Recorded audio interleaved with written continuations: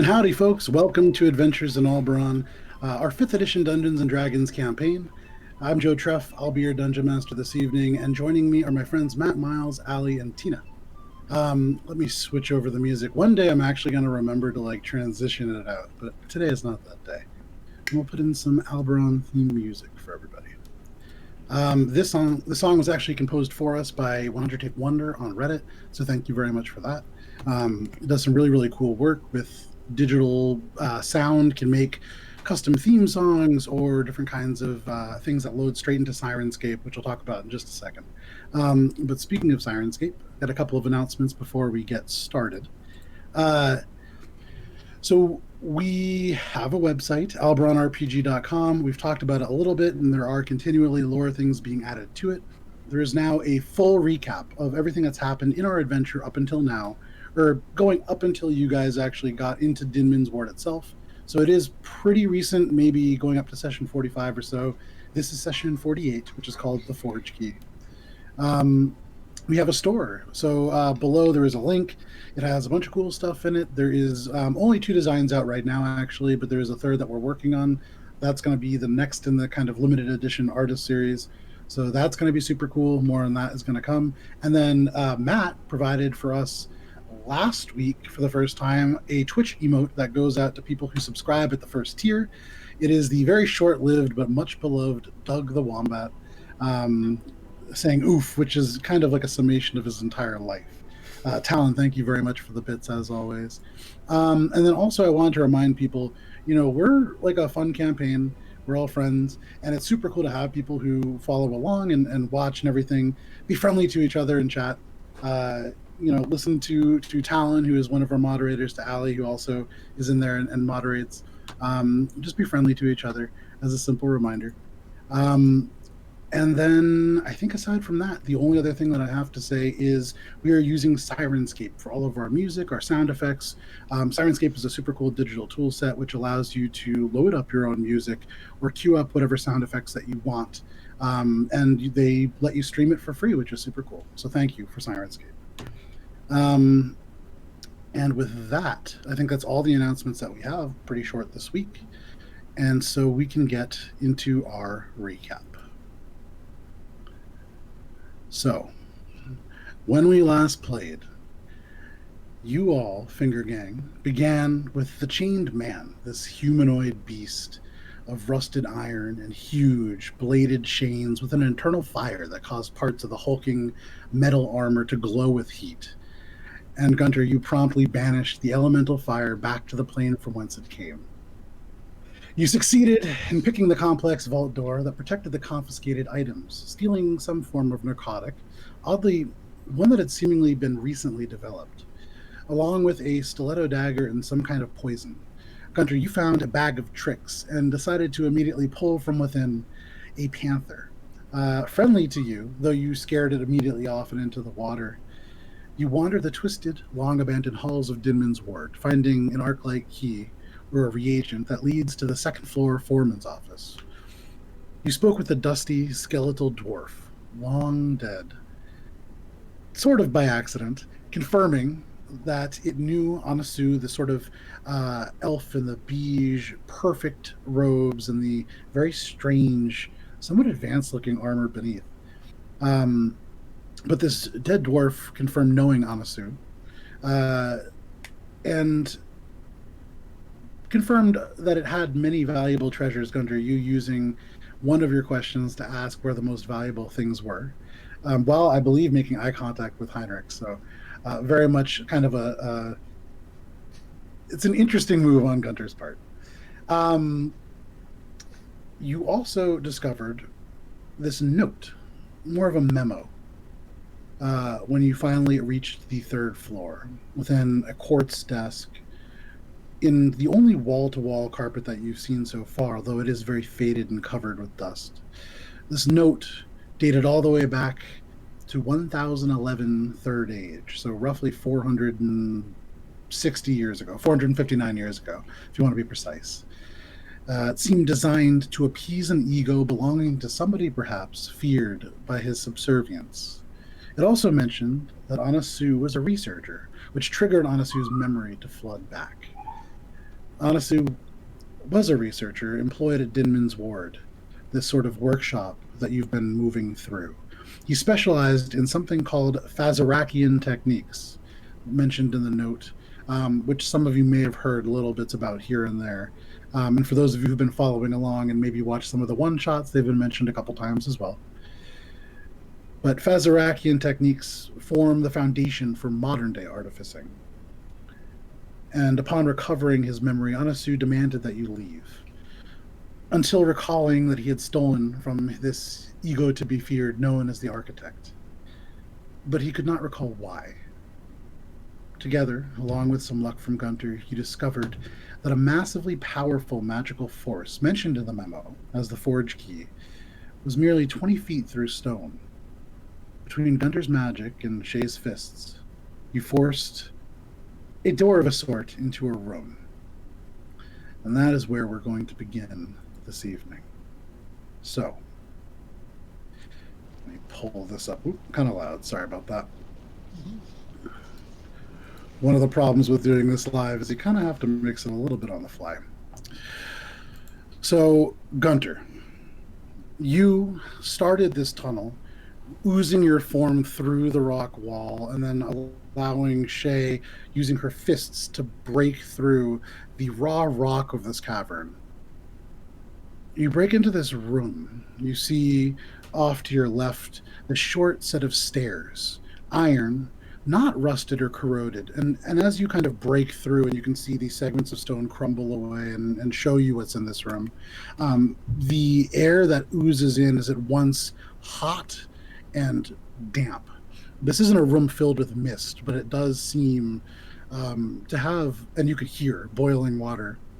And looking down now, Guntir, you can actually see the entire floor, sort of the same cavernous stone.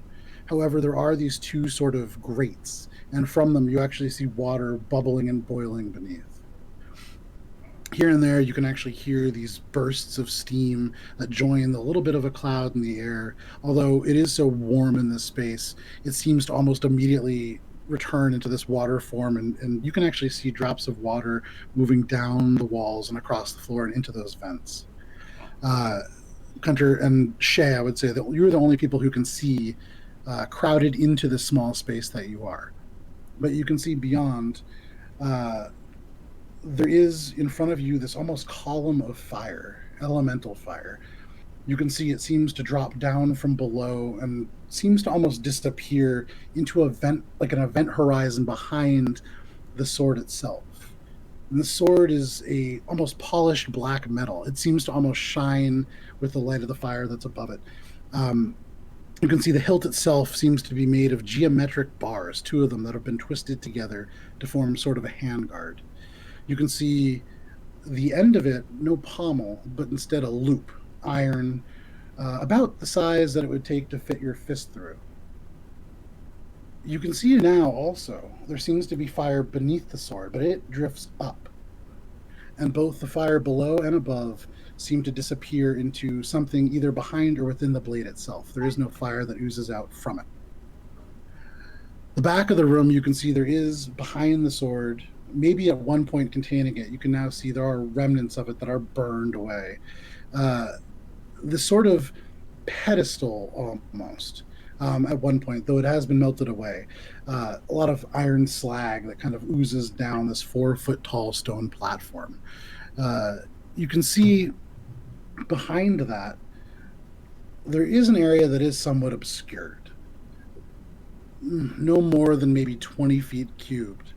I would say Shae, or actually Guntir and Shae, both of you with your passive perceptions, you can see a little glint from back there. It's lost in the gouts of steam and the sort of heaviness. The perspiration is almost running into your eyes now at this point. But you see, still silhouetted through the blurriness of that, this blade floating in the fire. What do you guys want to do?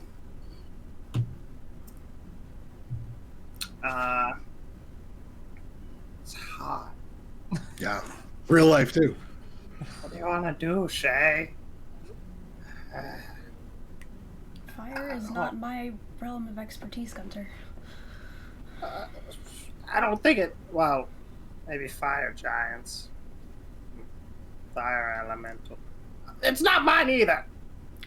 What about Heinrich? I mean, he's good with maggots. Or he was. I'm gonna walk away and get Heinrich. Well, I mean, yes, the fire is a lot. And it's hot. It's really hot. But,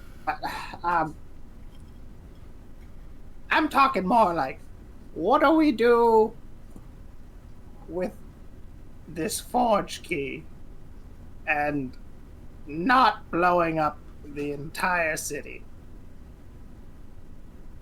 And Guntir, you would recall this memo had previously stated removing this Forgekey, the research team had feared would trigger a collapse momentous enough to destroy not just the Golden Terrace above your sort of quest to get to the dragon that occupies that space, but also the city of Kol Taram itself, and with it the very mountain that the city has been built into. Thinking about removing the sword, you would imagine the people underneath in the Undercity, itself a huge metropolis of various people from all walks of life. You imagine you've now progressed through the Ring of Copper, the Ring of Silver, you've seen the Ring of Gold. This is a place that houses tens of thousands. But Guntir, you do look at this sort of item now, and it's dwarven in make, you can tell. Just from the geometric nature of the hilt, you can see the sword, the blade itself about 30 inches long, almost 3 feet. This is a long sword, almost edging onto something else. And you can see now, kind of peering into this space, the blade has this negative space. So as it goes towards the tip, it almost dips in and hooks like a fish hook out before leading back down to the blade. Almost in ways reminiscent of like a card key. However, even from this distance, you can see a glint along the blade. This is wickedly sharp. And it's how far away, roughly, from me right now? Well, let me just go ahead and put in Discord a little visual for you. And it's off the pedestal as well? So currently it's floating. It's floating within a kind of shelled out interior of the pedestal. It looks as if the lava that's drifting from above, and you can see it vanishes into the stone ceiling, has penetrated some kind of a stone housing, melting it over time. I would say, actually, Guntir, given your background and your knowledge of smithing, at one point you can see stretching out from the space that the sword occupies, there is this sort of well of now kind of overflowing, but there is elemental magma within. And you would imagine, looking at this space, were there other items here, this could be used for foraging things. You kind of look to your right and you see these sort of wells of water, and the water itself kind of strange. You putting some things together rather quickly would imagine it is elemental in nature as well. You're putting together bits and pieces of what this might be. But looking at the map that I just sent you guys, and somebody could post it into chat in Twitch, you guys are entering in that single white space to the right of the stairs, kind of the eastern little white space. Yeah. It was not super planned for you guys to go that way, and so luckily I hadn't done the bordering on it yet, and I was able to leave that. But that is where you were entering. You can see this sword probably 30 feet in front of you, 35 feet in front of you. Okay. And then that door is the big white door. So what you can see, you don't necessarily. Also, Heinrich can't see any of this. No, but, just like I'm trying to get my bearings, like perspective-wise. Like there's the only entrance that you can see is that where the stairs come from. Oh. You can see 2 levels of stairs that drop down, each only about 5 feet in total.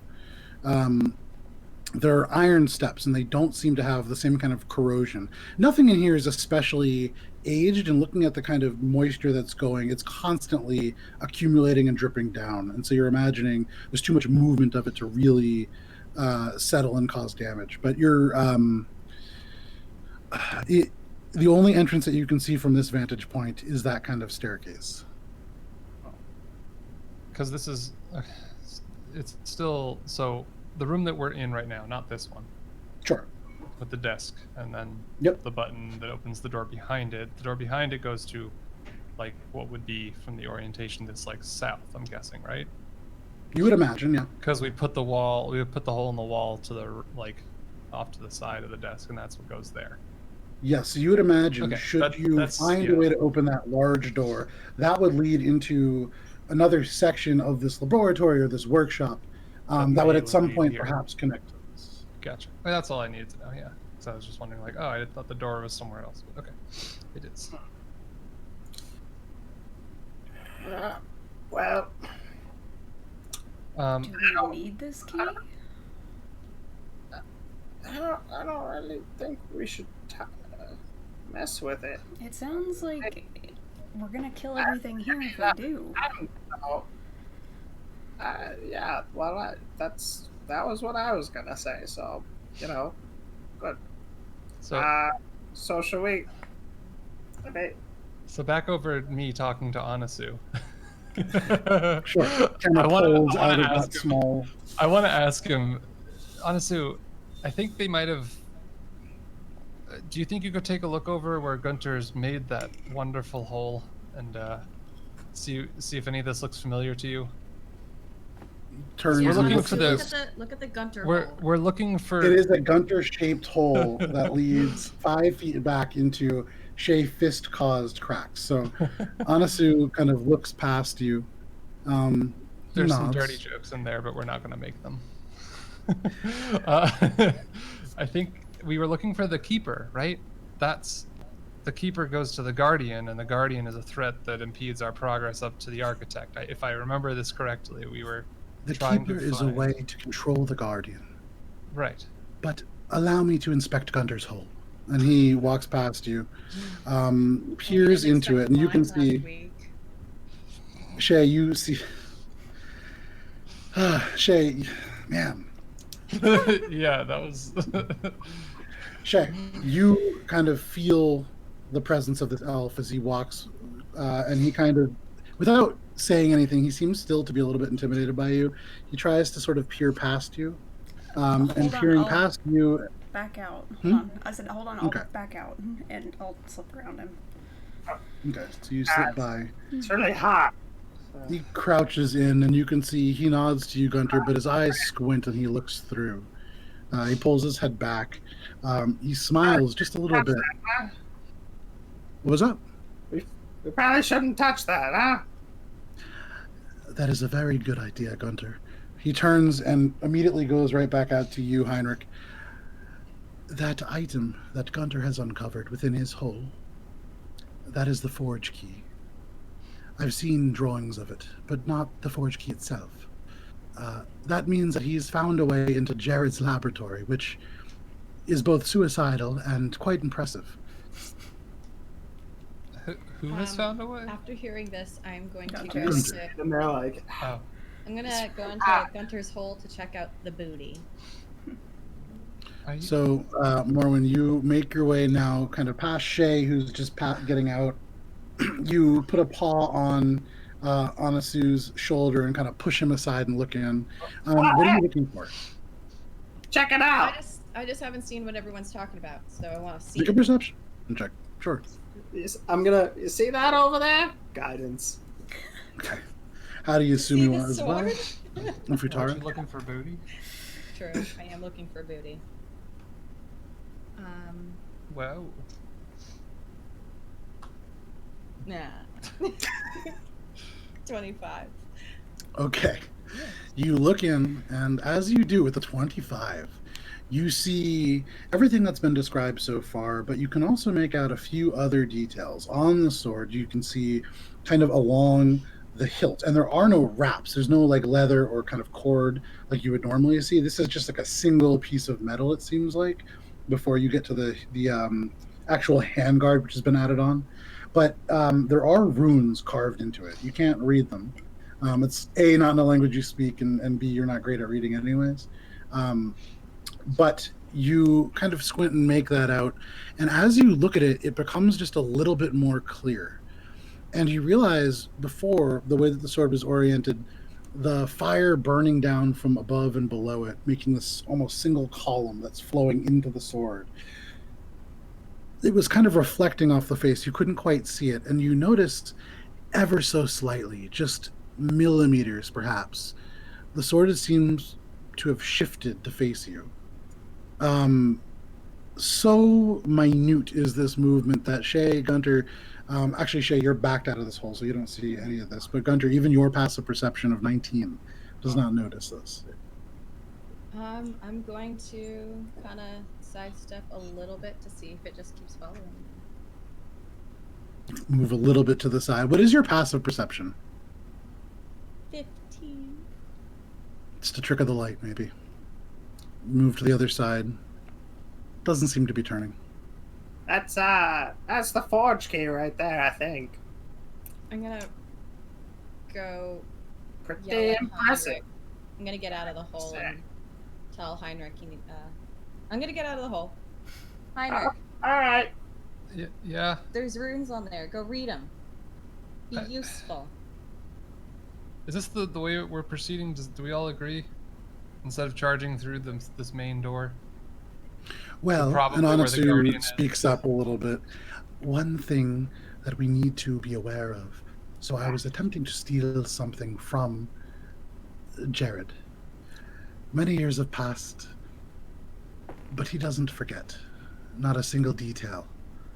His memory is perfect.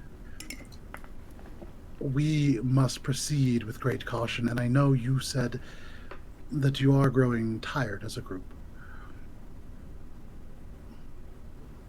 Were we not able to rest prior to this? Or You guys took a short rest. Oh, okay. Yeah. Go read. Do what you do. What? Yeah, fine. It's up to all of you. For Look. me, I know that my magic does deplete at a certain rate. And I have not used many of my spells yet, just one. I think we are good. I mean, looking around at everyone, I mean, I'm good to go if you guys are. Yeah, go read. So hot. Yeah, okay. Sure. I guess this is the way we will proceed. Is it enough of a size to be able to fit through? Yeah, I mean, for you especially, you're going to have to, brush some little edges aside, but nothing that's going to require any kind of check. Yeah, you can definitely proceed through. Okay. I will enter the room. Okay. Meanwhile, Cautiously. like admiring. Yeah. It's tight, and you have to kind of slide Guntir aside, but you make your way in. And as you step in immediately, the heat strikes you. It's oppressive. It weighs down on you. You feel your hair kind of curl a little bit. For you, it doesn't hurt. It's not like uncomfortable. You're aware of the fact that this would be very, very unhealthy to stay in for most people for a long time.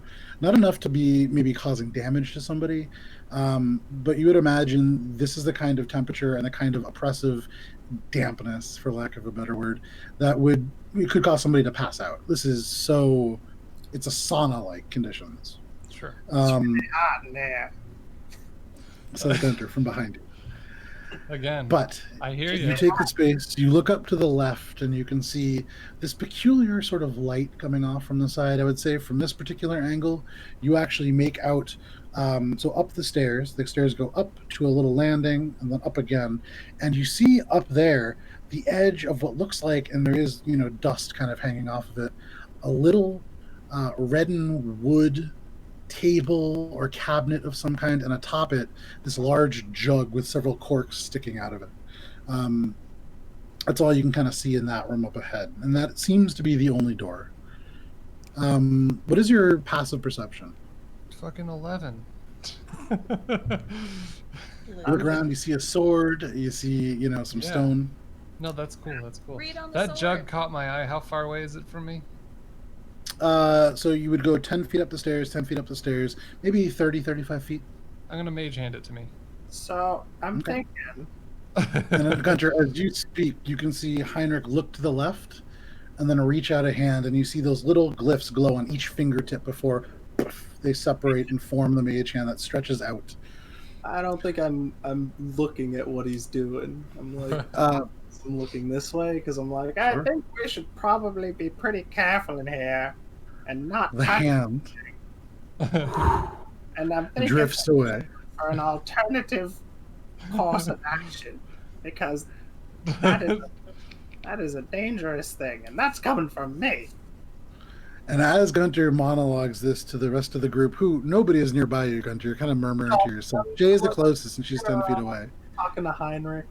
Okay, he's like 15 feet in front of you. But Heinrich, as Guntir speaks, you make this hand drift teal, ghostly, up the stairs.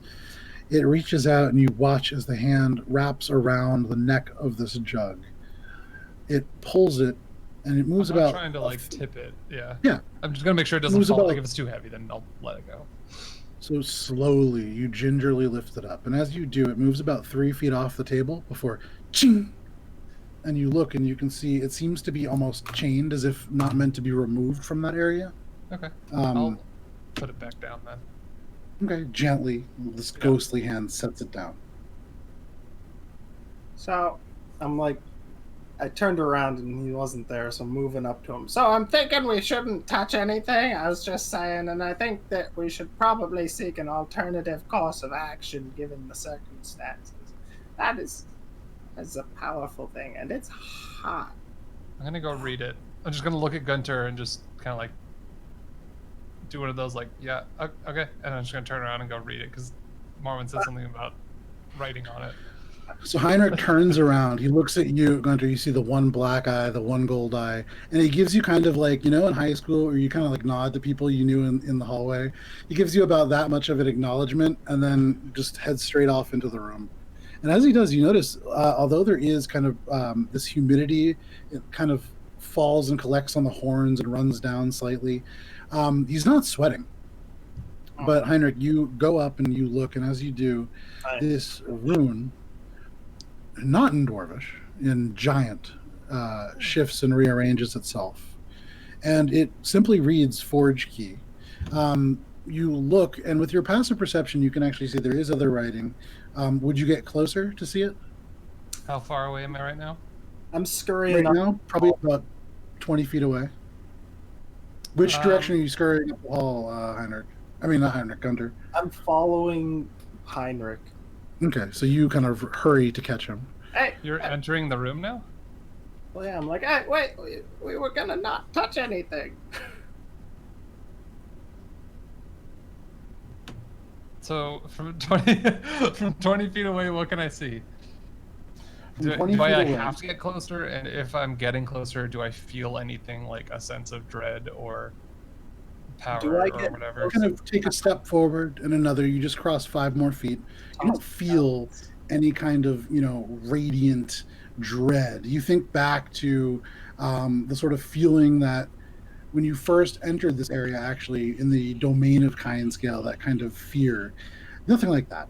You don't feel an oppressive aura. You feel, you know, a little bit of humidity drip from off of your antlers. Off of each tine, there's like little beads of moisture that are now kind of dripping off. And it's more annoying than anything because it keeps kind of splashing on your forehead. But no, you don't feel anything oppressive from it.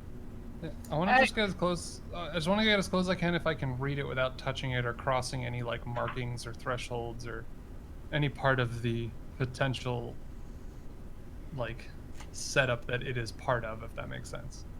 Yeah. Like if it's part of this pedestal, definitely not touching that. Like if it's part of the trough, like not touching that. Like I just want to try to read it without interacting with it. Yeah. So foot by foot. Yeah, I know. Foot by foot, you get closer and closer. Nothing reacts. Nothing happens that seems violent in any way. And as you read it, you can see these little runes, one by one, shift off. And thinking about this, if this was carved and kind of engraved by giants, this is minute handwork. This is tiny for them. But it's a small, almost like a what you would see on a tombstone, perhaps. And it kind of sums up to here lies the soul set to free Arista, and then below that, make the homeless home. And for a second before it shifts, it almost looks as if that giant is infernal, but it's not. It's giant or giantese, and it does shift into the sort of common that you read. Does that name ring a bell? Aristel, you said? Arista? Make a history check. Yeah. Guidance. It does. It definitely sounds familiar. Or is he still far? Yeah. Away? Oh, okay. I mean, you're following him, so I'm assuming you're right behind him. You can get him. What's you're it? creeping. History dirty 20, and I'm just Dirty gonna, 20. Yeah, and I'm also Okay. going to. Well, you're telling me what it is. Also, I think I put something down. Okay. So with the 20, you think back, and instantly your mind is pulled. You've heard of this. You remember. You heard about this. The Heavy Hand. Yes, Aristal the Heavy Hand. You heard about this legendary figure from dwarves back in the beginnings of the Third Age. Aristal the Heavy Hand broke dwarves from slavery, from a series of giants. You don't know a ton about the actual events themselves, but you do know that she was slain in this rebellion, and as a result, the people that she freed built up a citadel to honor her, known as Kol Arista, or in some places you've seen it referred to actually in the Zinyi Monastery, back when you checked the archives of the Zinyi, these beautiful records inscribed onto glass orbs that are projected onto the wall. You remember it was actually called the Fake Citadel, the Fake Kol. And then you also remember Or whatever. Kol Ersatz, and you remember this was a also referred to as the Cold Forge. Yep, that's what the next point was. I'm gonna have like a moment of. Okay. What? I'm gonna turn around and like, kind of, nod to Guntir, but then go back through, towards like the hole in the wall. Sure. And just, like, What did it say? Hold. Anasu. I'm smelting in here, and you're You not. see Anasu kind of bend down. He is tall, and for him, this is not a very. You had to duck down, Heinrich, to get through. He's like another 5 inches taller than you, so he's really stooping in.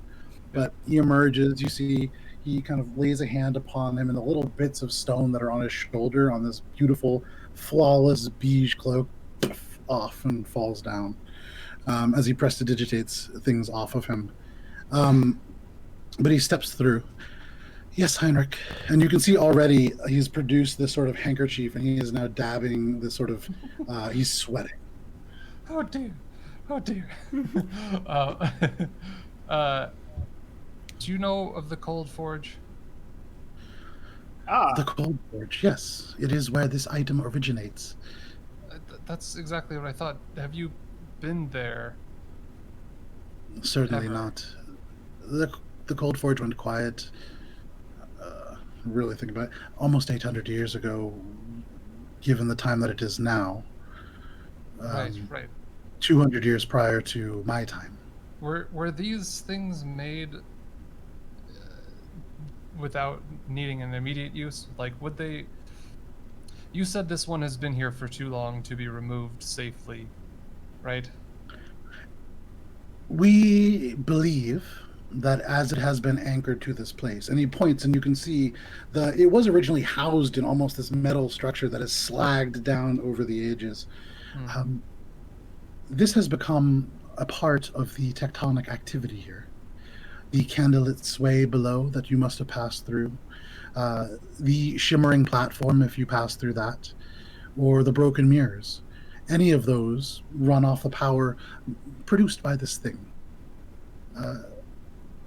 Even more, the tectonic activity that maybe if you've been, where do you come from? Some hallway with 4 dudes doing this with their swords. He came from Port Quinn, right? No, the Ring of Silver entrance. Not familiar. Right at the base But- of the Port Quinn is bronze pretty serpent. far away, I guess. Oh, I mean more, if you're not You familiar mean with Gunter's answer, the Port Quinn, where I'm from? Yeah, Not where he's did we enter? Port Quinn. So he's from Port Quinn. You're all from Port Quinn. No. You may not then just know. me. No, sure.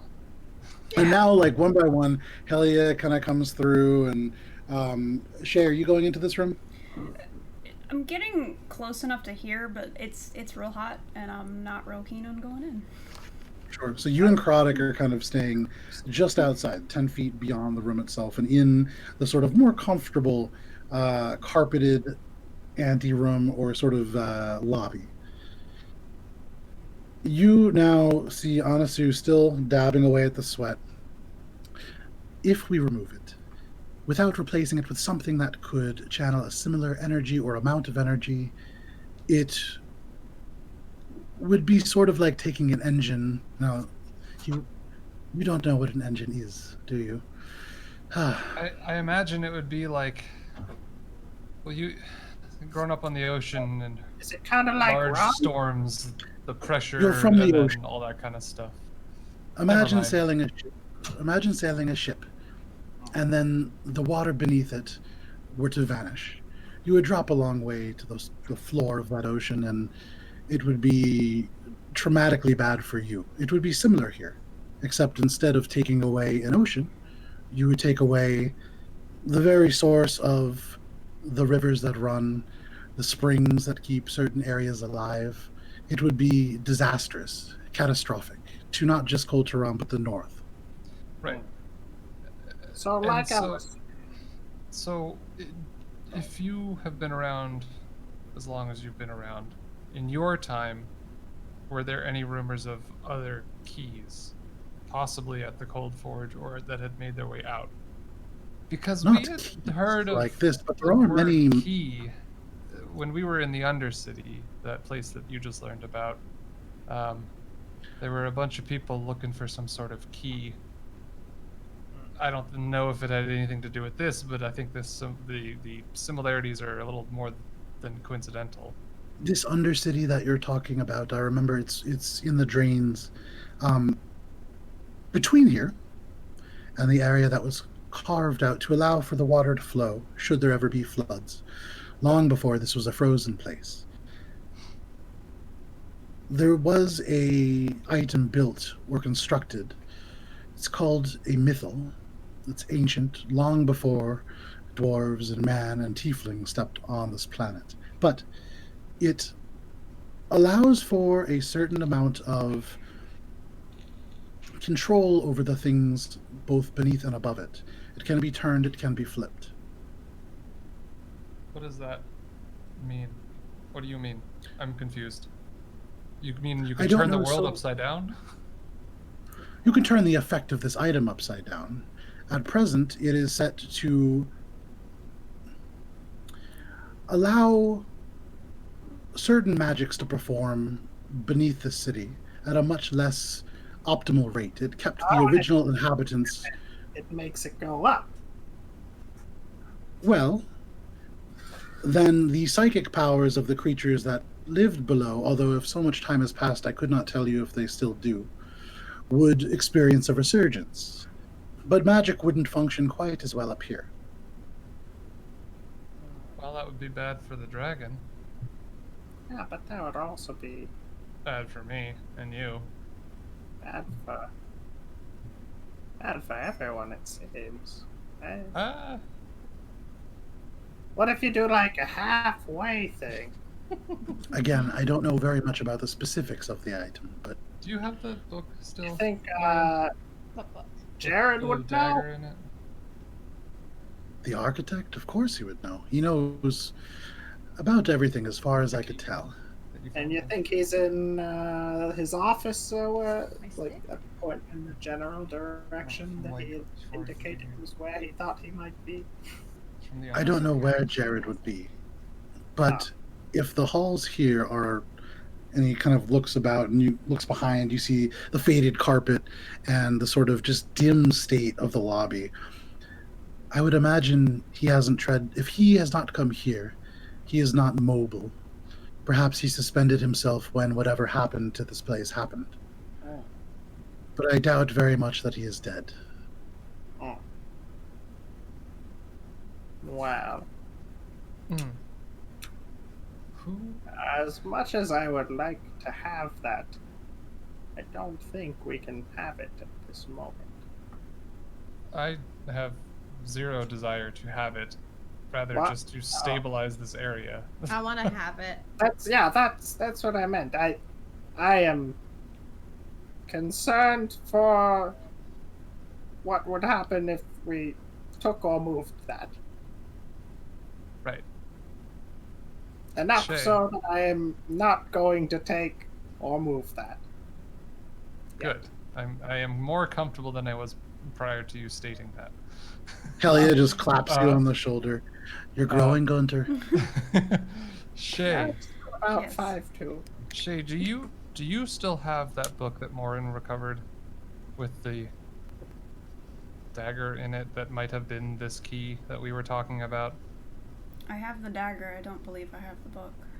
Well, the book isn't the important part. I thought it was kept. The dagger was kept in the book. But could we possibly show that to Anasu? I feel like his old knowledge is kind of useful for everything that we have encountered and collected thus far, potentially. Sure. So what you're showing him the book that you found the dagger in. That we have we think might be this key that the goblins I think were looking for, or other So you're people showing in him the Undercity you're showing him the mentioned. dagger. That you stole from me! You're showing him the dagger. Well, I don't have it. I was asking if Shae has it. I haven't. Might we show it to him and ask if this is this mythal thing?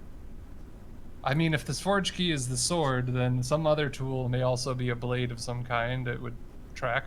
Oh, I found this. Have him I'm gonna show come my back down dagger. here. Shae, given your passive perception, Mhm. and we're gonna get back to that in a second, Morwen, but given that passive perception, you can tell out of the corner of your eye, all of a sudden, the Necrotic is standing very still, and you look up, and you can see the Aarakocra's single eye kind of looking at you. He's trying to catch your attention. Mm-hmm. I immediately lose all interest in what else is going on and focused on him. Okay. And you get the sense that he is kind of, I mean, he is now like about 10 feet away from the rest of the group, and he takes another step back away, and he seems to almost be beckoning you forwards. I'll follow. Okay. For the rest of you, very uncharacteristic of the Zinyi, you see the two of them move off to the side. Necrotic, to you, Shae, leans in, and in Zinyi, he says, Shae, the things that they speak of, these mythals, they sound an awful lot like the things guarded within the reliquaries of our people. Could it be that that is something that we seek? Could be. Do we tell them? Have you told them? Not in so many words. At some point, it is your choice, Sky Sister. These are the people that you have chosen to travel with. But at some point, you may need to make your path clear. Indeed. Meanwhile, so what are you guys doing with Anasu? We're just tossing him around. We're yeeting him back and forth. Okay. No, I'm just kidding. Throwing the 6'5" elf around. In all honesty, I'm at a loss. I think the only thing that seems most obvious would be stabilizing this place. And why not then, if there's another key in the world, replace it. All right. Wait, what about this? But You said prior to So Morwen holds up this long, sleek stiletto dagger. It is, I mean, it's beautiful. It's crafted of something that hasn't rusted. It has a strange, not gold, but almost like a soft yellow tinge to the metal itself. It is beautifully forged. Guntir, looking at it, there is an element of it that I would say make a investigation check. We'll say 19. okay. It's the material that's high quality. This is almost, but not quite, like costume jewelry when it comes to weapons. It'll hurt somebody. It'll do damage. You look at it, it's this very dramatic, long dagger. And you also see... Like for show, not for actual combat. Yes, this is something that, while in ways it is very thin and you could see somebody perhaps hiding it, it's a little bit ostentatious in its design. But you do notice on the blade itself, kind of in the middle, not the actual cutting part, it does dip in a little bit. And I would say, given Gunter's background and the things that he has been involved with, you recognize that this is a blade that is, while not designed to do a lot of damage in cutting, it is designed to deliver poison. You could apply a very, very thin amount to this kind of divot, and it would spread across the blade. Do with that information what you will. I tell Morwen, I say, I don't think that's a key, that's a poison dagger. You put some poison in that, you got yourself a poison dagger. You could throw it at someone, you could stab someone. I found this too, and I hold up a Oh, bottle look of at that, you poison. got yourself some poison. Oh, look at you, you're ready to go. Yeah. You Well, could where- assassinate someone really easy. Let me see that poison. What'd you get there? Do you show him the poison? Yeah. Okay. Gunter, make a Poison. make a history check. You've encountered this before. That's a Poison for 17. Cusco. What was it? 17. A 17. Okay. This particular poison, let me get back to that spot. One of the things, because I started this over vacation, all the information is spread out across like 3 books because I was like writing it all because I was on a beach. So it does make kind of finding some of the details that I want hard in the moment. This poison is called Noctis. It is something that, upon being administered, Gunter, you know, I would say, given that role, you don't know specifically like the time duration in which it worked, but it's something that, upon going to sleep right at midnight, give or take, it's supposed to trigger almost like heart attack-like symptoms. It works well delayed from when it's administered, and as such, it is sought after because it is something that is very valuable in avoiding suspicion. Weird that it would be used in conjunction with a dagger in that regard, but it is a very effective poison, and so, you know.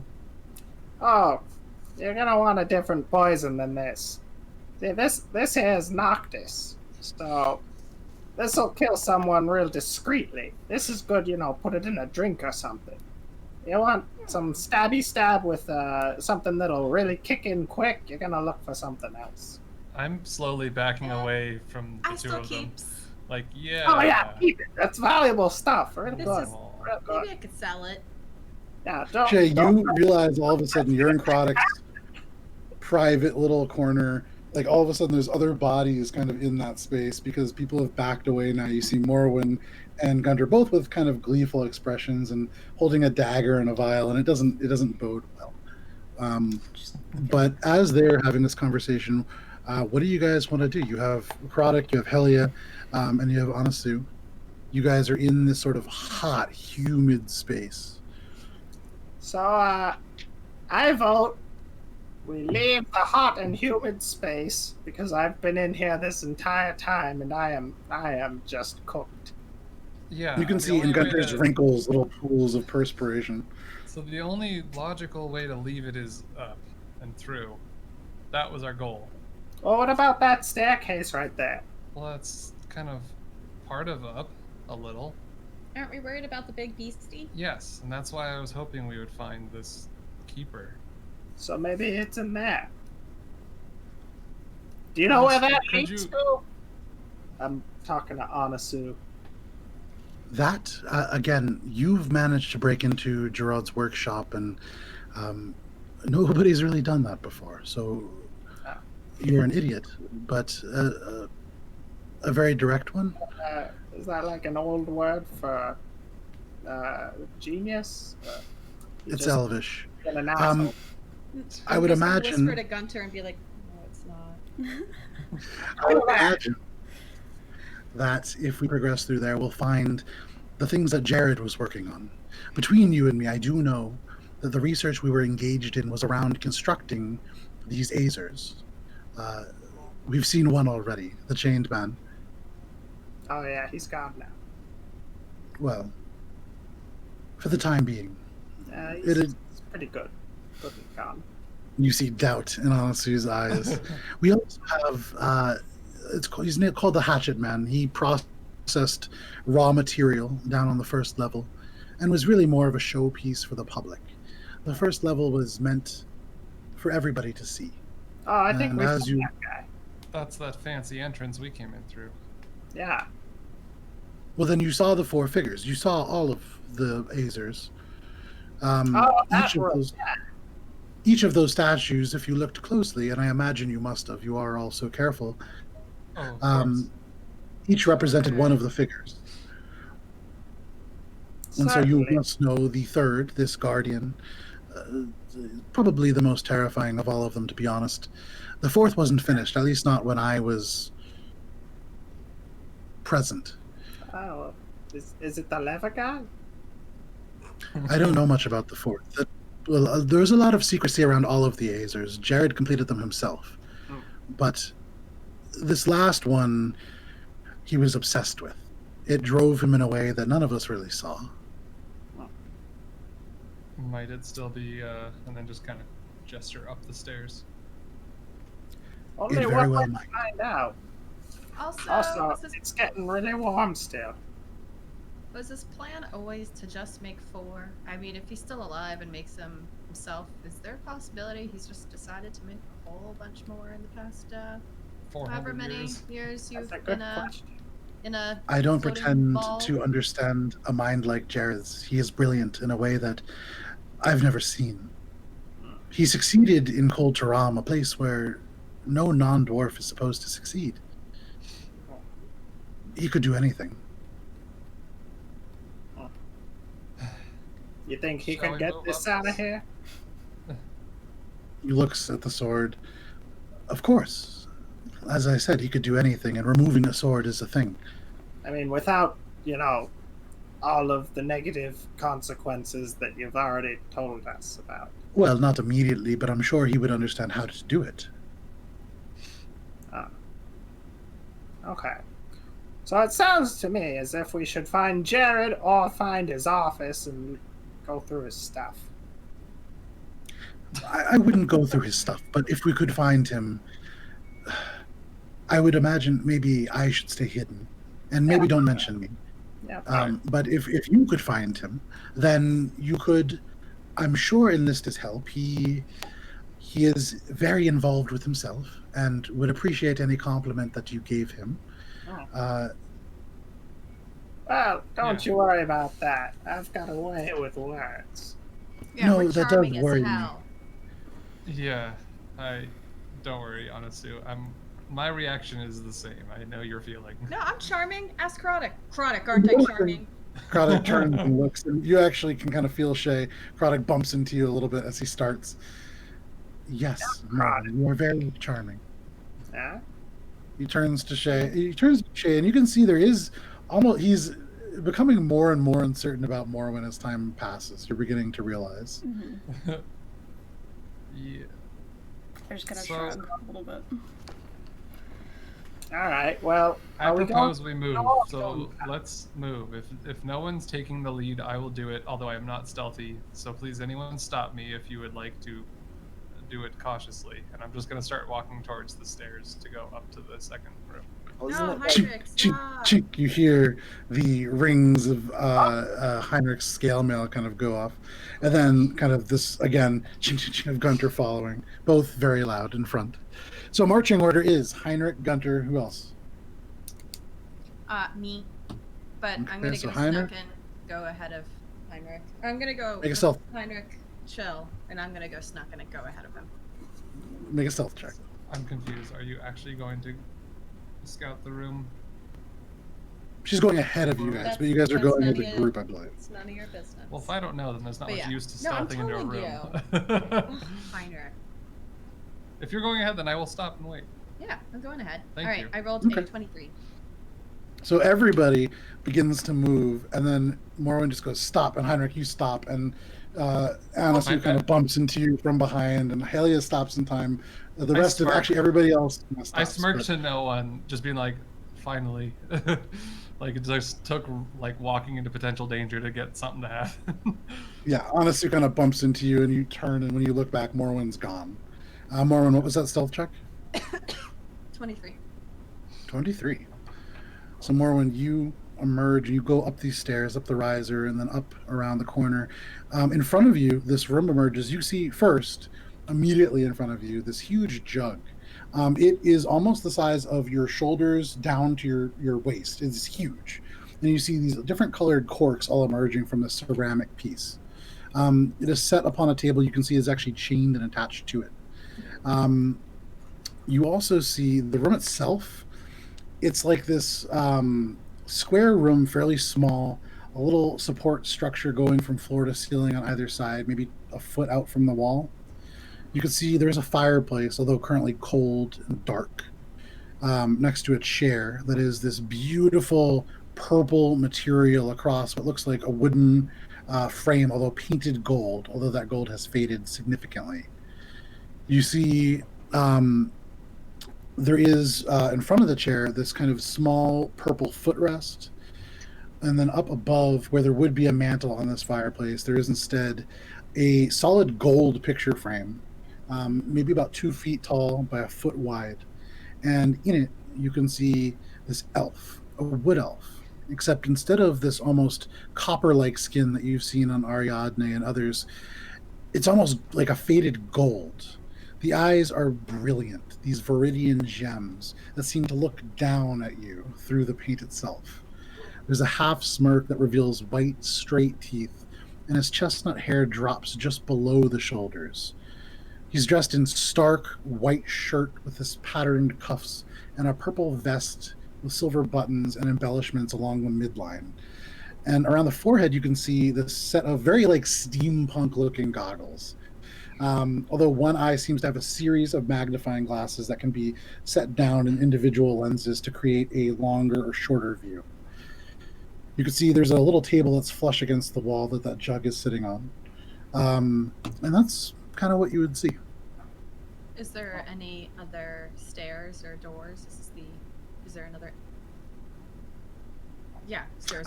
Yeah. So from this space, you can see there seems to be like a doorway that goes to the east and a corridor. It's a doorway that goes into a corridor that then bends at a right angle and disappears also east. But they are about 30 feet apart, these two doors. Are they both closed? There's a closed door on the right.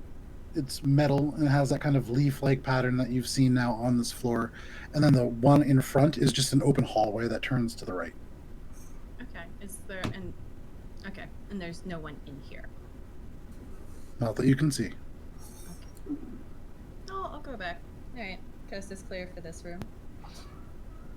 Thank you. No problem. I go snack and go back in. Okay, same stealth as before. Back up the stairs. You guys following? Yep. No, they turn around and leave me. Yep. As a group, you guys progress in that space.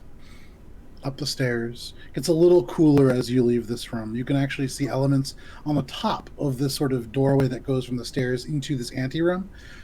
Bits of tiny little stalactites have formed from the moisture that has gathered sediment and then slowly dropped down. It's almost as if the ceiling itself is just beginning to melt. But you progress into the room, you see what Morwen described, this jug on a table. Heinrich, you can now see it's like a fine silver chain that seems to disappear into the table itself, attached to the jug. You all kind of entering the space, you see the portrait, this cold fireplace, this beautiful chair. What do you want to do? Is that Gerard? I say, pointing to the portrait. You turn and you can see actually as you turn to ask Anasu that he's a good 10 feet behind. You can see his eyes kind of transfixed and he nods. Yes, that is him. And he kind of turns and you can see he seems to be almost looking and seeing if the eyes are following him. I start doing that too. It really feels like it. And it's a condescending look. I mean, even from this portrait up on this fireplace, he's looking down on you. Yeah, this guy looks like a smug asshole. No offense. Anasu nods. None taken. Okay, what's the light source in this room? How are we able to see? So looking around, and there is a kind of a dull glow you can see. And up towards the corner, you can see small bits of stone emanating a faint orange light. These are like little inch by inch squares, and they seem to be like speckled throughout the first foot of the ceiling, kind of going around, and they lend a very, very soft glow. For all of you, fairly easy to see, with the exception of you and Croddick, Shae. It's difficult but not impossible to see in this space. It's dim light. Okay. I want to see, like, is there anything of note in this room that might lead us to the destination of either finding Gerard or finding a way to find information from him that would help us stop this forge? Are there drawers in the table that might have paper? Yeah. Okay, so you head toward the table. The two of you head towards this table, and you're going towards so there's this jug on it. You see, like, probably about 10 little corks coming out of it, ceramic. The table doesn't have any drawers, although you kind of look underneath. There are wooden hooks. And actually, Heinrich, you having spent a lot of time at the Cold Harp, would recognize that glasses at one point were probably hung there. This is like a miniature bar almost, although no bottles except for this large jug. All right, I'll pull out one of the empty glass bottles I have, and they're all different colors, you said? Yep. Try the red one first. Okay. So just looking at it, there are 10 of these little corks. And you look, and there is a red one. You pull it out. What are you doing? I'm just going to pour it out. I don't want to smell anything. I just want to, Pouring like... it into the empty bottle. Yeah, pouring into the empty glass that or empty bottle that I have. This is a very large jug, so it is kind of a process. I I set the glass down, like I set the bottle Okay, on yeah. the table. You set Just the... kind of... Perfect. I'll use the mage hand to, like, help balance it, too, as I'm, like, three-handing it. Okay, sure. So you cast Mage Hand. This ghostly hand goes out and gently grasps. I could properly use an N64 controller now. Oh, wow. It's the I dream just that we figured all it have. out. You need a mage hand. And Okay, you could never mind. probably Anyways. made a Mario Party. So this Mage Hand floats out and grabs the glass. You pour out of this cork, and it's difficult because they're all around, so you have to kind of get it at the right angle. And just a single small amount of this greenish liquid goes into the bottle. And it's a glass bottle, correct? Yeah. So it goes in. You see little bubbles kind of rising up. There's a soft tss as it seems to almost burn away little remnants of dust and things within the bottle before settling. Okay. And this is about 8 ounces of acid. Okay. That's acid you got there. I'm going to take out the green cork. Sweet. That would be And then- good in your dagger. I don't... My daggers? I mean, Oh, I run what's over the it. other one? Well, actually, it might melt your dagger. probably. Not yours. Morwen. Fine. Yeah. Where... Oh. There But you are. I am. Keep up. I will say though, I mean, because this is a fairly small room, right?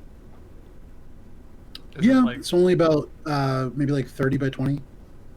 I mean, I want. Well, when they're done inspecting, I want to check out the picture more because Okay. they find it, well, very vain that he has a picture of himself in this place, just like looking at him potentially Sure. sitting. Yeah, in a make chair.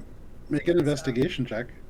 I want to see, why would there be a jug with 10 stoppers that dispenses acid? What's going on with that? And that has a chain sticking out of the bottom. That seems like some sort of riddle or trap or clue. Make an arcana. Well, okay. So what are you doing? Are you investigating this? Are you looking for physical signs of things? I think I'm drawing upon my knowledge of traps and poisons and security measures that people might implement to. Okay, make a history check. While he's doing that, I'm going to take the green cork out and put that in the acid area one, and then dump out the acid on the floor, and then pour whatever was behind the green cork. I'm going to just try to color code it better, because I don't like red Sure. on green. So you see Morwen kind of move off towards the picture. Guntir, you begin to just kind of like really look and consider this space.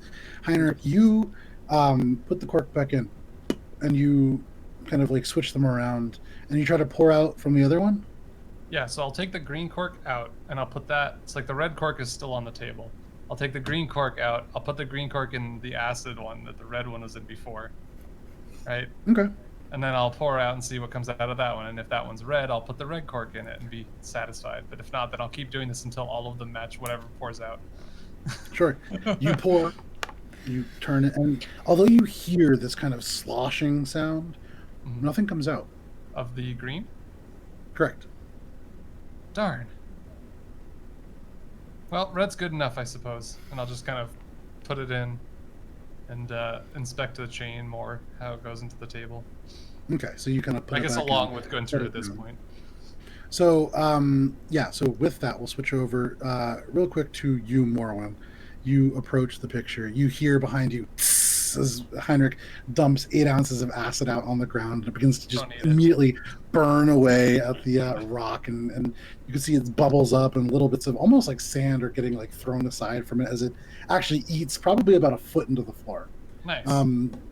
So you've created a pothole. Morwen, you get through, and what do you roll for investigation? 6. The frame itself, it's peculiar. It's made of metal. It's not part of the picture. It's like two gold. separate things that have become one. And it's gold and it's shiny. So I want to get up real close to it. Is it dusty? Get really close to it. Dust comes away from it. And yes, it is dusty. I sneeze on the picture by accident. Right on his face. The dust just cascades off of it and down to the ground. It is slightly more vivid now, and you kind of like have to move your whiskers and get little bits of dust away, but nothing else happens. Over my shoulder tomorrow, and I'll be like, I'll clean the picture. Is there a hinge on it? Frame Can I swing it with open? my spittle in my palm, so it's like squeaky, squeaky, squeaky, squeaky. So going back to Guntir and Heinrich, who are investigating this thing, you guys can now hear as the acid dies away from the floor, this kind of as Morwen is now cleaning and polishing a corner of this large picture frame. But Guntir, what was your investigation check? 21. Okay, roll one more time because now Heinrich's assisting you, so this is at advantage. Ooh. That will still be a 21. Okay. You watch, and Heinrich kind of like manipulating this. You watch as the chain kind of goes taut. And Guntir, you're recognizing this as like almost like the chain that holds a pen to a counter at a bank. This is just meant from people taking this thing and just walking away with it. And you kind of look at it closer, and Heinrich, you begin to examine this chain. This chain isn't dirty. There's something very peculiar about it. And Guntir, you looking in, and Heinrich, you also kind of casting your gaze on it, you're recognizing this silver chain has little elements of runes into it, and you would imagine if you had attempted to dispel this magic or break it in some more conventional way, something would have happened. And you look at this chain, and it doesn't end. It's not chained into the table. The chain itself disappears into the wood. And Guntir, you note this, and Heinrich, you kind of begin sliding your hands along the bottom part, this table itself, and you find a seam in the bottom. What do you want to do? Yeah, so this bottom of this wooden table is not solid. You kind of tap, and there's like a hollow space. Can I use the dagger to like... Take out that... What? Before I like start, and I'm like, Guntir, take a look at this, and I'll just tap the seam, intimating that I might have tried to open it, but maybe you should take a look at this first before I open something without checking it out. He's trying to make me the one who gets trap bombed. No, you're just good at finding them. You also trip them, but that's your problem, not mine. Do I have... I think, yeah, I still have it. Alright, I'm gonna cast Find Traps in this room. As I'm like, yeah, you want me to crack this bad boy open? No sweat. Take the dagger. Find traps. Takes the dagger and find traps. I'm sitting with my hand now, like, that's mine. You will return it when you are done. I don't need daggers. Good. As Guntir taps it, Yeah, I'm not like going for it. I'm like, getting it wedged underneath. Haven't started. But just... yeah, he slides it into the seam, and for you, all of a sudden, it's kind of like he just stops. But that's because, Guntir, all of a sudden, your eyes, which are kind of drifted apart, freeze, and there is this of magic that kind of, almost like a sonar, echoes throughout the room. And a few things kind of pop up. You see this chain seems to almost vanish, and about an inch below the wood, you see this thin glowing, and you would recognize it actually as perhaps an arcana tile, part of the workings of this thing. You also see now in the door, or the doorway that progresses north and then goes to the right, you can see there seems to be a glowing evocation school of magic thing glowing from the floor tile that you would first need to pass to get into that hallway. You also see, as Morwen kind of shines the frame of this picture, the art itself seems to glow. That appears to be what is transmutation magic. And then even further than that, what is the range on that spell? I always forget. I think it's in the room, 120 feet in the room. Yeah. 120 feet in the room. In the room, then that's what you would see. Yeah, I think it's like you can't see things through like a foot of rock or general walls. Yeah, so you see basically just this cord vanishes into something beneath. You could see the doorway to the north seems to have a trap beneath the floor, and then you can see the picture just inches away from where Morwen is just kind of cleaning the corner of the frame, is also trapped. Traps. There's traps. And I'm pointing like, There's a trap there. There's a trap there. There's a trap there too. I stopped the squeaking. It Is stops. the picture? The Yeah. picture's like mounted on the wall, right? Like I keep picturing like a picture frame that's like, got like the feet and like. No, it's mounted to the wall. Yeah, mounted to the wall. So Yeah. there could be a little behind the scenes. Potentially. Perhaps. Well, if it's a trap, I'm not gonna bother. so, Yeah, this thing's trapped. Well, do we need it? I don't know. Mm. I'm like, Seems to just make acid and then nothing. Well, what about the picture? I'm curious I about mean, this picture. my- What's trapped about the picture? I don't know. I just know it's trapped. But like, why would a picture be trapped? I I don't suggest, know. unless That's there what I are was things in gonna this room say. we need, that we move on. Obviously, Yeah. Is it trapped Obviously. because it's in a frame and the picture These wants to be things- free? there's something going on. Helia nods also over to Shae and says, Yeah, to there's- Shae's point, I don't think we're going to use this. Exactly. Like Heinrich said, it just dispenses acid and then nothing. And we don't need nothing. We've got plenty of that. I'm just wondering, why are all these things together in this room? Like, why a jar of acid? What's... As you said, there's not a lot of value to it. Who wants a jar of acid? Right. So which of the Who two also hallways, wants a painting of themselves that's really Which of these smug and creepy? two hallways should we proceed through? This doorway or this hallway where there's a trap in the first little area? Well, we don't want to go in a trap. I mean, we could try to deactivate it, but Okay. Well, is this other door locked? Is it? I mean, I don't You know. you said the door wasn't trapped, right? I don't think so.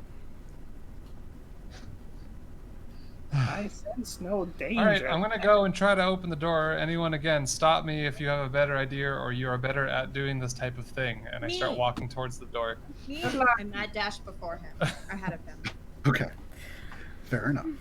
You Figuring Sorry. out a way to You leave dash in everyone front of from him. just talking too long. Yeah, I'm better at everything than you. Perfect. Perfect. Do it. That's great. Thank you. I am. So you open the door. Yeah.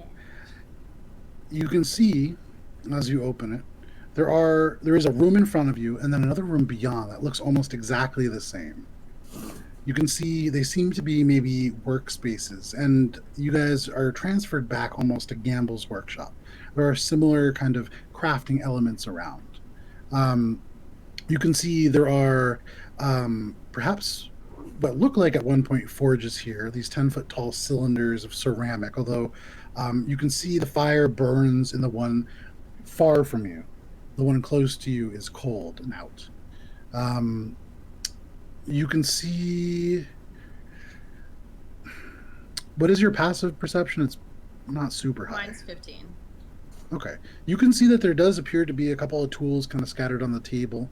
There is a gem on the table, large. But it's not in the room close to you. And you kind of look in. They're very similar rooms. What are you doing? Guys, Anything good? there's a gem. Nope. A big old gem. Nope. Is there another exit? Are there stairs? How's he going talking? More when you look and you can see there does appear to be a door all the way on the other end to the far room, the room with that gem in it. There seems to be an open door there. Yeah, there's another door. Okay. But the gem. How big's Yeah, the no. jet? Touch it. Don't touch it. Yeah, don't be I stupid. feel like a Boo in Aladdin where I'm like, Yeah, you're gonna ruin More everything. you would We're all gonna know, die. given your pirate and kind of just general background. This is probably somewhere between an 800 and 1200 gold gem. And as your eyes grow big and transfix on it, it does appear to be a diamond. How Guntir, you big got is the gem? it, Um. big enough. You gotta come see this thing. You could buy another boat. I'm going over. And you go over and you can see, so it is maybe 50 feet past the doorway. These are almost identical rooms, these forges. You see there's a lit forge in the far room. There isn't one in this one. You can see in the far room there is this gleaming diamond, just a little smaller than the size of your fist. And this is a cut gem. This is not raw.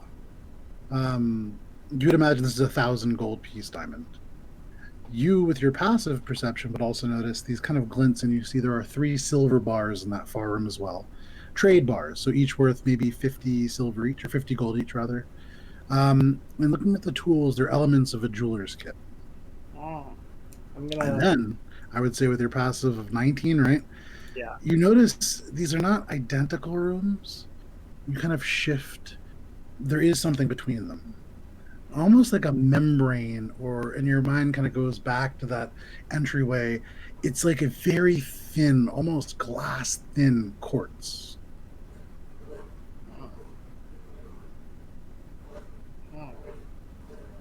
All right. There's something in the way, but I look over to more and I'm like, We I are want here to pass through. We are not here to collect things. oh, but it's Exactly. okay when Heinrich goes and touches the acid jar without any sort of warning.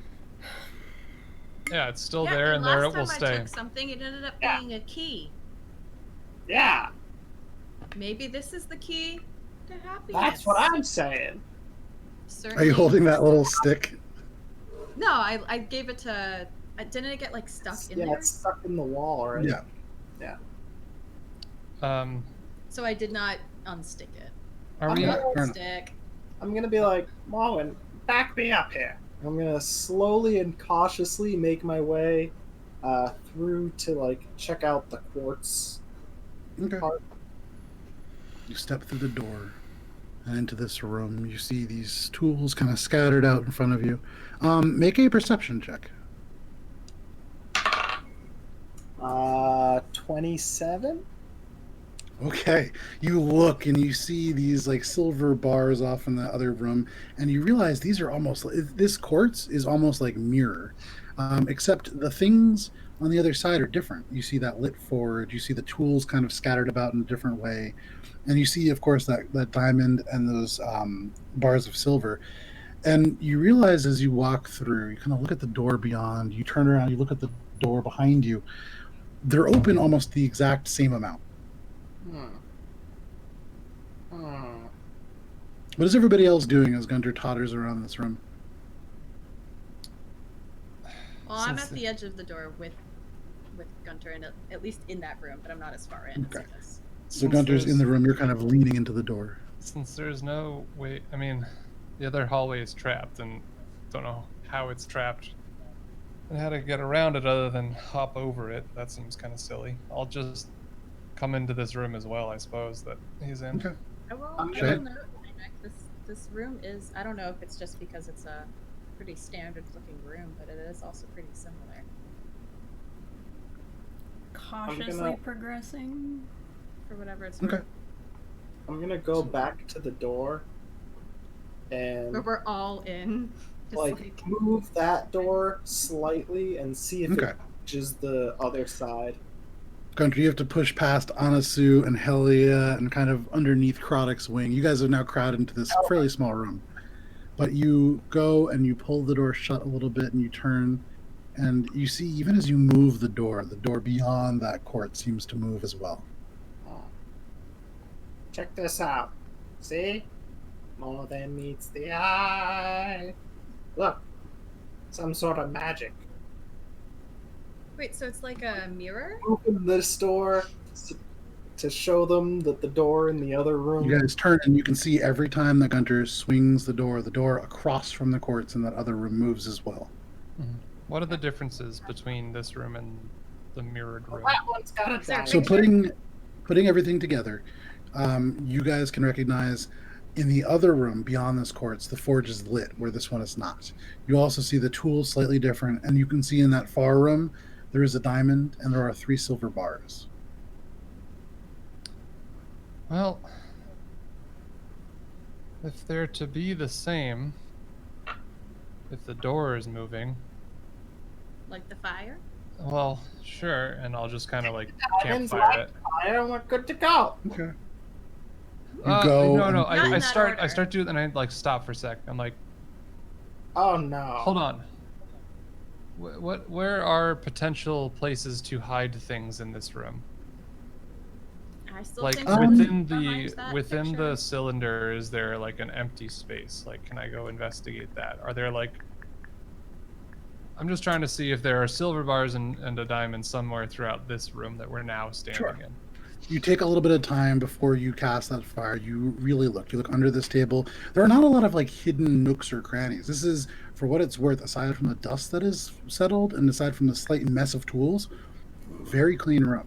And you've noticed that from this level. There was kind of debris here and there in other parts of this area. This entire place, aside from the dust, there's nothing broken. Mm-hmm.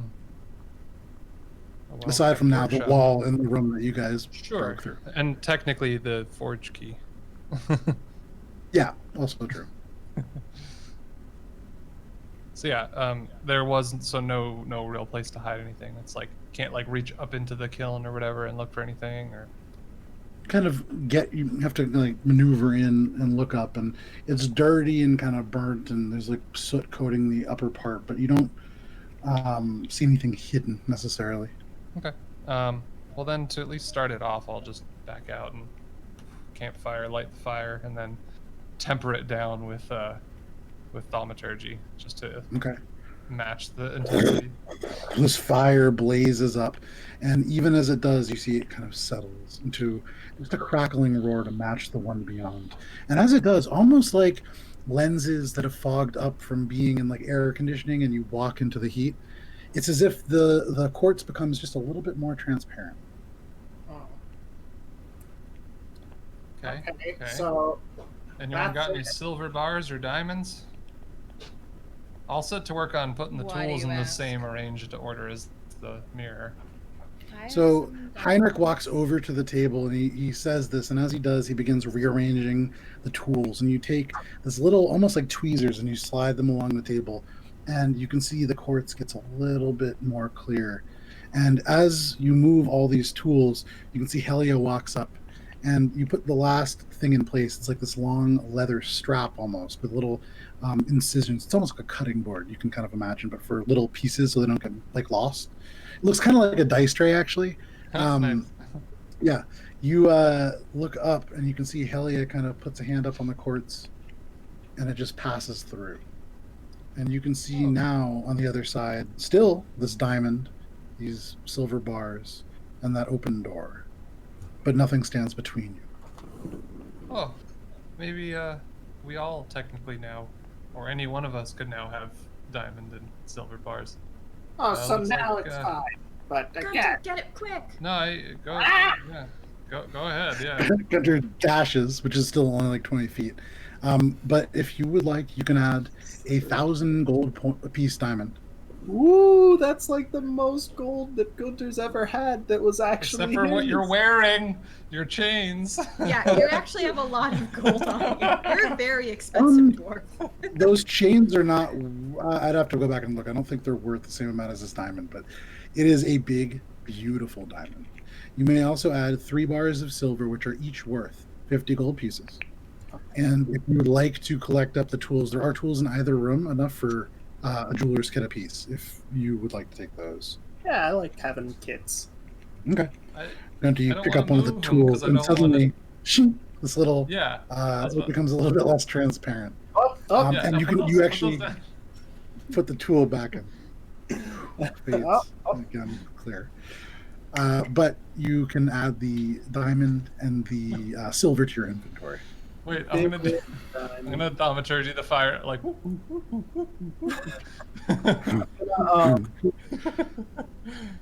I'm gonna give the 3 bars to Morwen and be like, there's your cut. Good job. That's all I get? I mean, I was the one who. I I'll get walk to- by them bickering and just go, "You're welcome," and check out the other door. Yep, going to the other Yeah, door. But every time Pretending you like I don't see it. diamond, I get some of that cut.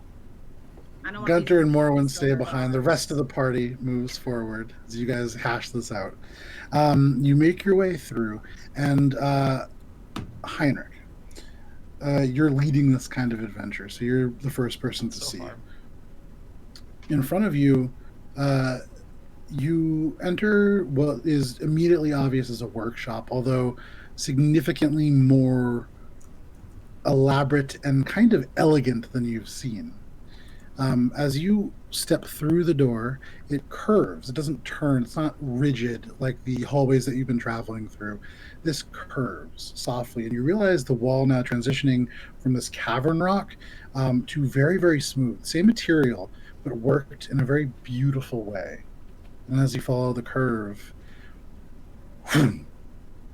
these 2 large light sources appear on either side of the space, and they gleam down on what is a flat marble floor, white, with a secondary upper tier up a set of stairs, almost like a raised balcony, maybe 10 feet up on the left-hand side.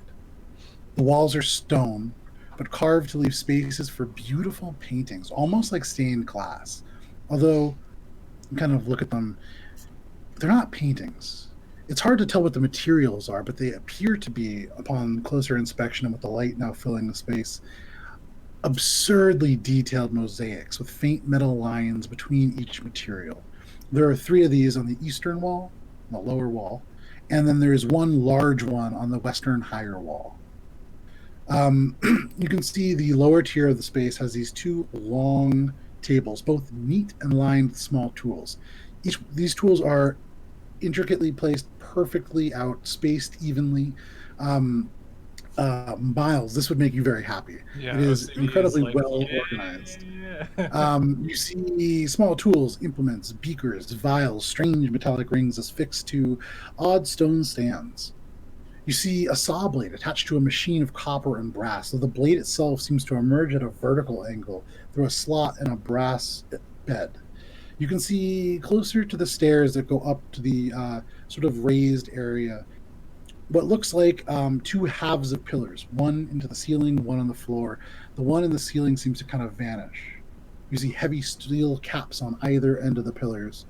So it seems like a pillar that has almost like a negative space carved out. They don't actually touch. Weird. And you see in the southwestern corner a complex bronze machine that appears to be almost like a rectangular wardrobe of a sort. Single door on the left side and a shelf about 4 feet high in the air. There's a door on the narrow northern wall with a silver frame about it. You see copper wire infused at haphazard angles. This doorway is more of an arch. Very, very strange, and it leads into just nothing. You see just the wall behind it, maybe 5 feet. But weirdly, the space around it seems oddly dark, as if crowded with shadow. What do you guys want to do? What are these paintings, or not paintings, mosaics of? Make a perception check. I think at this point we're probably walking back in, having settled the... We're settled? We'll Yeah. see. How about this? I'll give you the 3 bars, and rummaging through my bag. Ain't nothing one of gonna these- be- One of these, and I pull out a platinum piece for you. A chunk of platinum. Is it as shiny as the diamond? No. It's shinier. I take it. I got a 12. Okay. I'm gonna help So you guys Heinrich. walk in. Okay. So either Heinrich, roll at advantage. You see Shae kind of pull your attention upwards and towards the larger of these mosaics. 19. Okay. You turn, you look at the larger one. Hard to see because you're down, it's way up and 10 feet up the stairs. The platform kind of cuts off the bottom of it. But the top, you can see this gleaming sort of dome. It appears whatever material is being used to make this part of the mosaic is actual metal. You see what looks like lines kind of leading away from it. Each one seems to be maybe a fabric of some kind. You turn to the right to the eastern wall, and you see the 3 ones here bring recognition to you very quickly. You see the one on the far left, this figure. The parts that are composing the mosaic that make the figure are all metal of various kinds. But it forms the image of the Hatchet Man, that very first Azer that you found, still emanating heat, but quiet, not dead, maybe asleep. You see in the right hand that large hatchet, although in this image, no heavy corrosion, no rust. This is a gleaming metallic creature, and you see above it it says in Dwarvish, although it would rearrange for you, Heinrich, the Hatchet Man.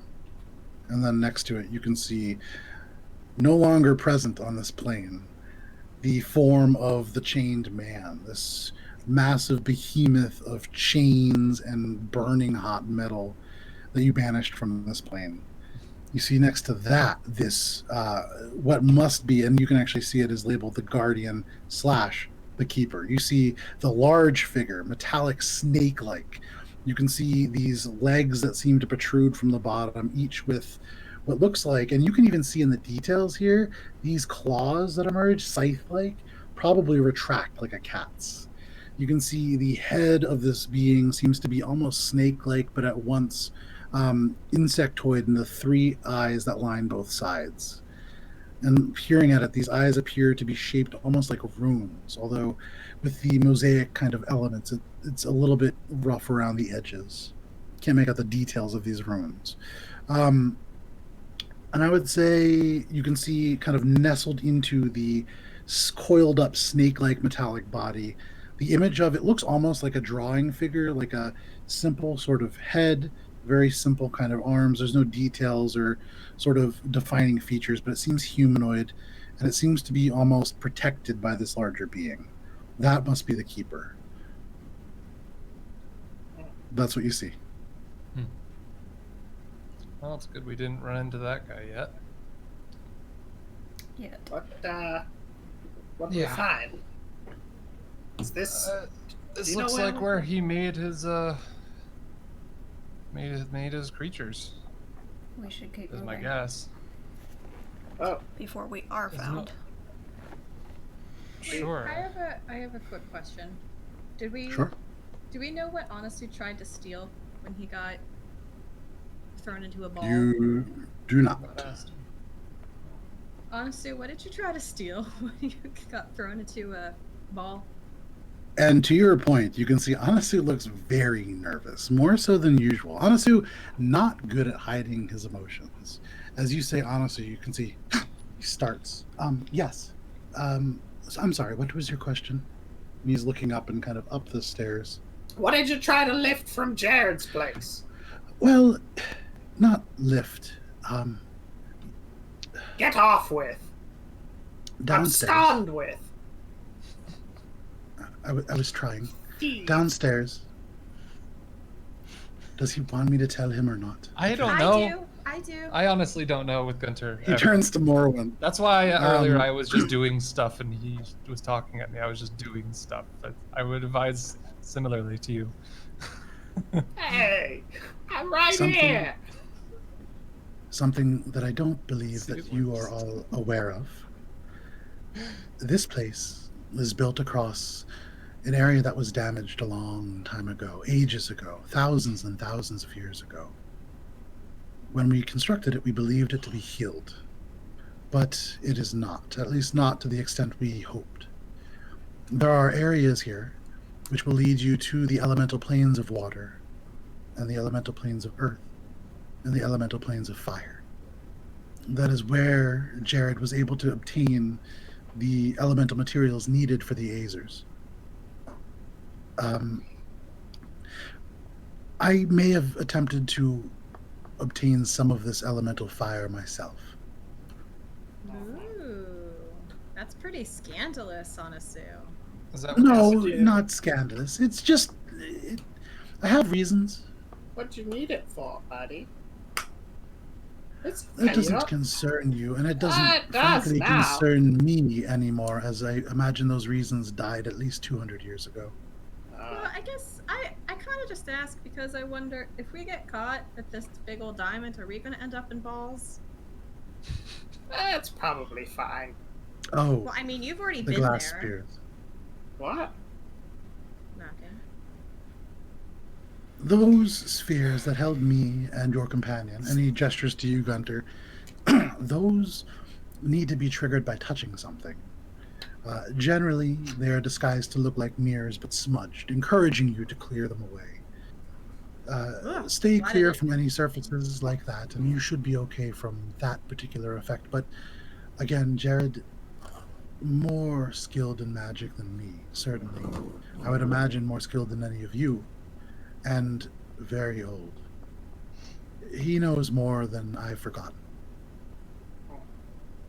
Well, I've probably Sorry, he forgotten has more than he forgotten. knows. That's what honestly meant to say. He has forgotten more than I know. All right. Well, Well, guess we So- can keep the diamond. Yeah, that'll sure. be fine. This archway. Is this some way to connect two distances? Well, Two and far distances very close. honestly, you it's talking about the close to- elemental planes and stuff, and this room and the way that he's so lovingly crafted the images of these things. This kind of feels like a little bit of a workshop, a little macabre now that I'm thinking about it. Is that like a doorway to the elemental planes of some kind?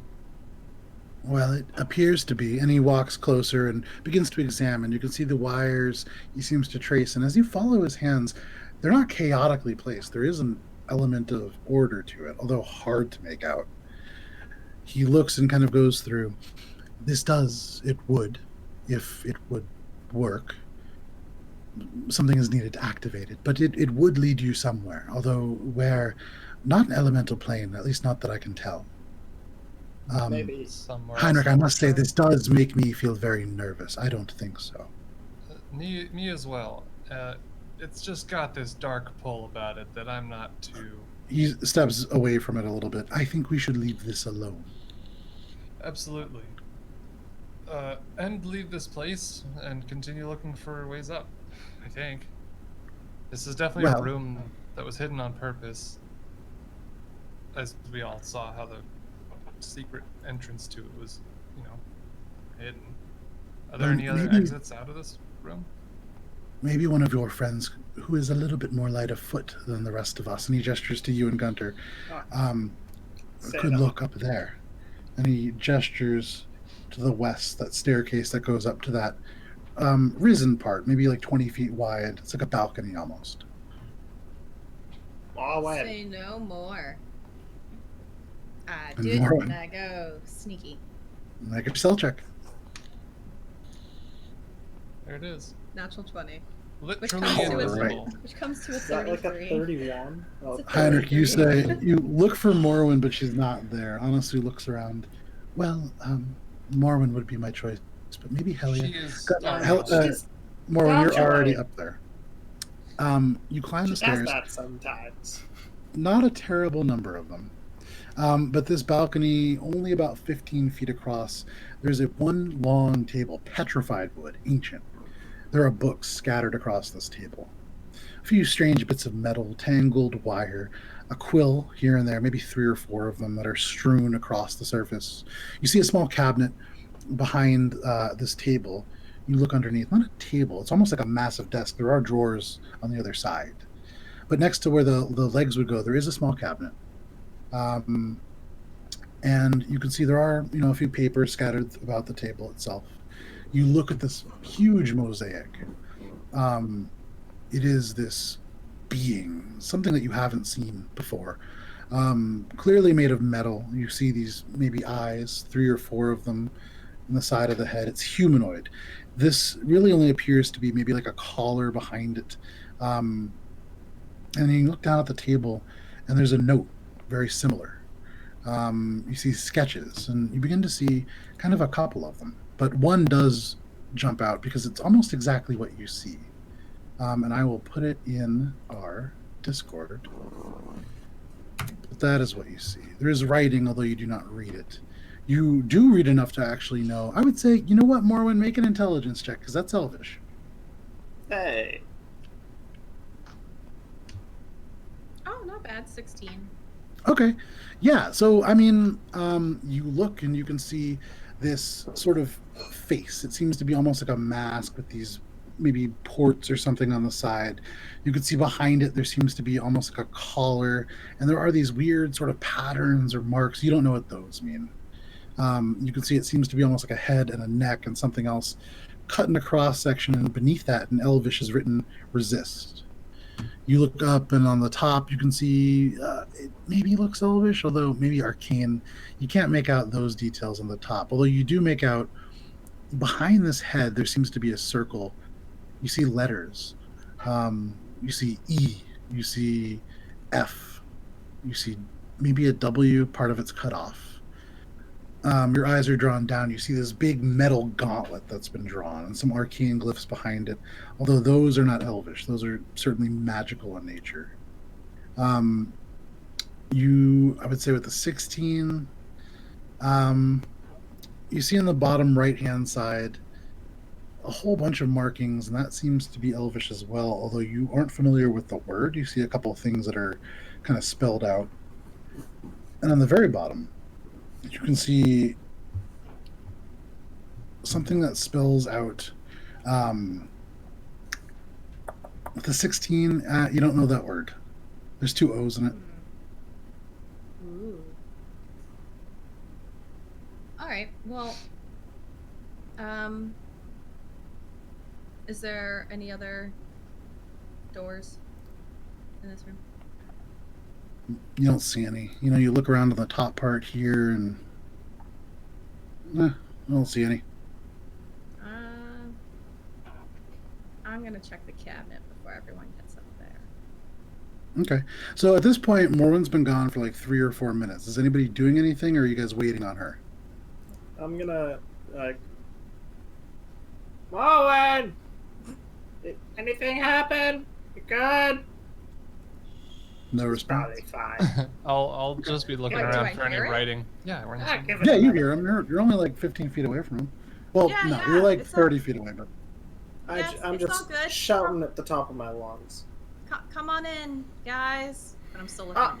Coast is clear. I'm gonna start scooting up. okay, you scoot up. You hear Guntir approaching, you hear these loud dwarven footsteps and the armor kind of rattling, so you duck underneath and you pull the drawer, locked. What'd you find? Guntir, you Well, see there's just a tail poking out from behind the table.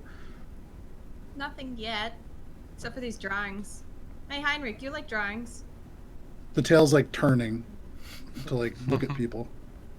Ah, I'm And it's in gonna Elvish, go. but I can't read all of it. go Honestly, take a read look us some at stuff. this. Anasu, stops at the bottom of the stairs.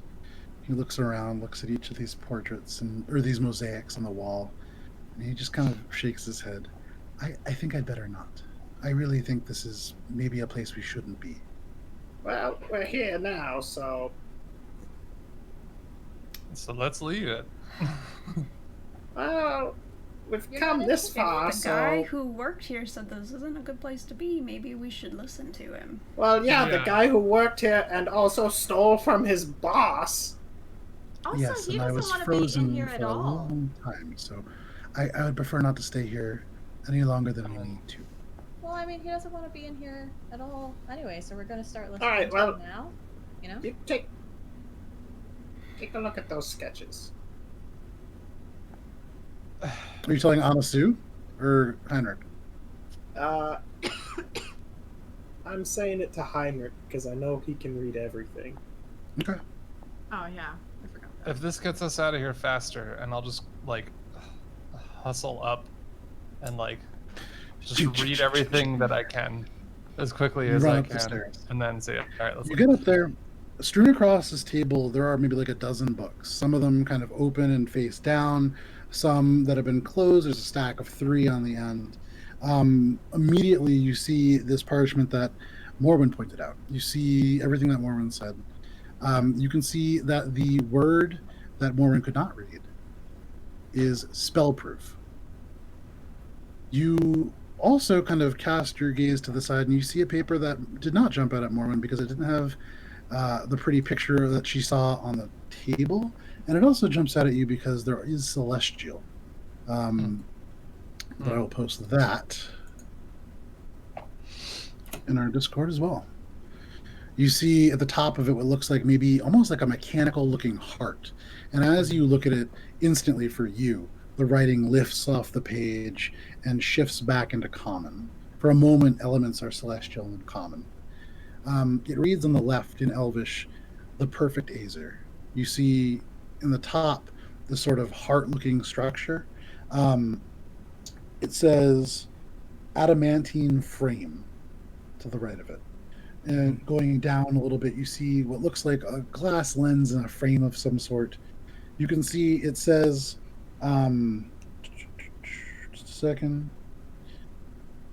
Or sorry, that's what says adamantine frame. Above that, next to that heart-looking thing, it says elemental container. And then below that little pyramid, which looks to be almost like a stone of some kind, beneath that it says lodestone. You shift your attention down to the celestial, the glyph kind of gleaming away. And to you it conveys meaning of feeling, less the exact words. You feel balance, you feel water, you feel fire, you feel contained. But that is what you see. Yeah, no. If he finished this thing, we better not get on his bad side or its bad side. So let's just get out of here now. What thing? The sketch? Heinrich, make an Arcana check too as you look at these two things. Because you're looking, these are definitely arcane equations. Wait.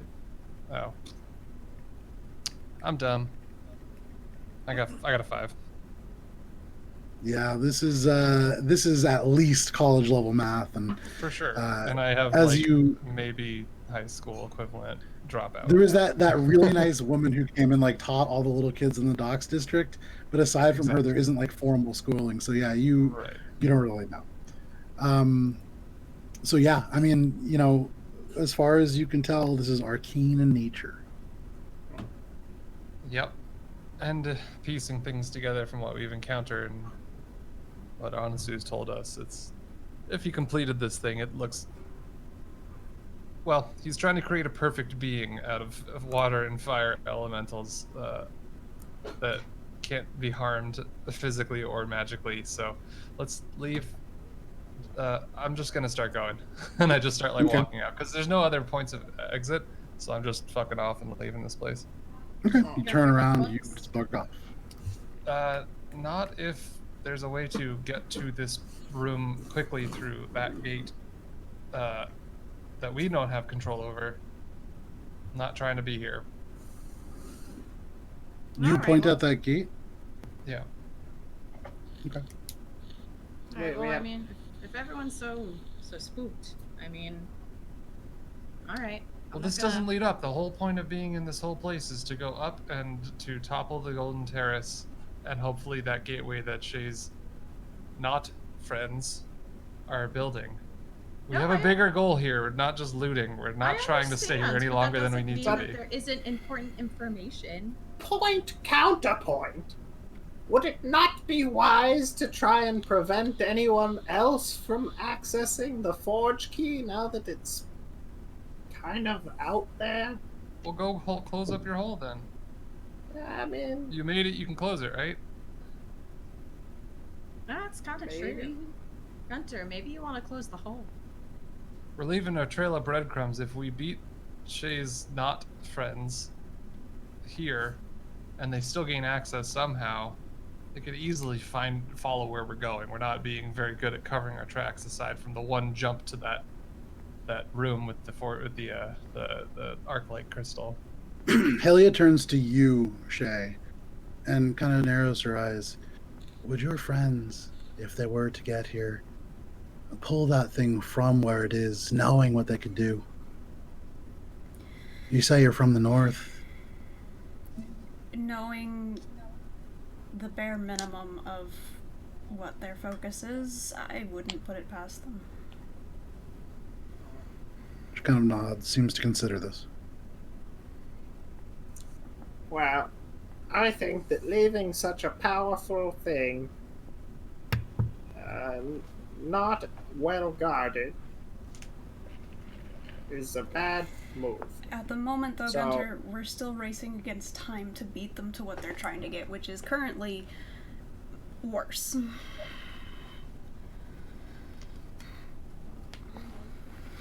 And what is it exactly that we're trying to get? I don't think you've mentioned that. I don't know specifically. Whatever they're trying to get to first. Do we even know where it is? Not specifically. Do you think you'll know? I'm for sure once squinting we at find that. it? Shae, are you hiding something? Could it have been something we already passed? I'm a little confused now. Shae, you're realizing now all eyes are on you. Even Croddock, the bird-like head of the Aircroak, returned.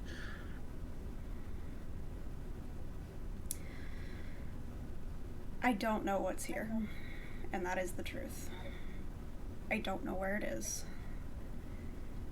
What I will say is, recalling the events that you all told me that happened at the Heart, there are items here that they are looking for of that quality that we can't let them get. So, if the items that they are looking for of that quality, but not that item, Point of order, Shae, you're wearing the locket, correct? Yes. Okay. So as you guys are talking about this, you are aware of the fact that on Shae's person, kind of around the muscular kind of part of the chest that you can see, there is this like a flask almost that is kind of hanging there that you would remember appeared a little bit after you guys left the Zinni monastery. I wasn't. Was it? It was just you in that room when you opened the reliquary, right? I think I'm so. trying to, because I remember, I know where it came from. Like me, I know where it came from, but I can't remember because it's been so long. Like if Heinrich was present for the. You guys weren't actually there when it was opened, Okay, so then never mind. but the item was given to Shae.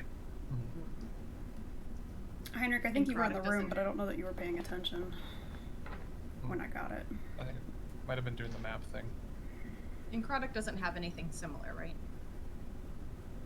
Look at Croddock, and although he does have like a very, very simple beaded kind of thing, nothing like that. That's a very intricate looking piece. I guess it's just, I'm personally just concerned that we won't know what it is when we do find it. I mean, how are you sure that you'll be able to even identify it? Not I that agree. I, What if it is this? Not that I'm trying to question you too hard here. I just want to make sure. That's we'll what I'm know. saying. We're operating If we're with looking for something limited like knowledge. this,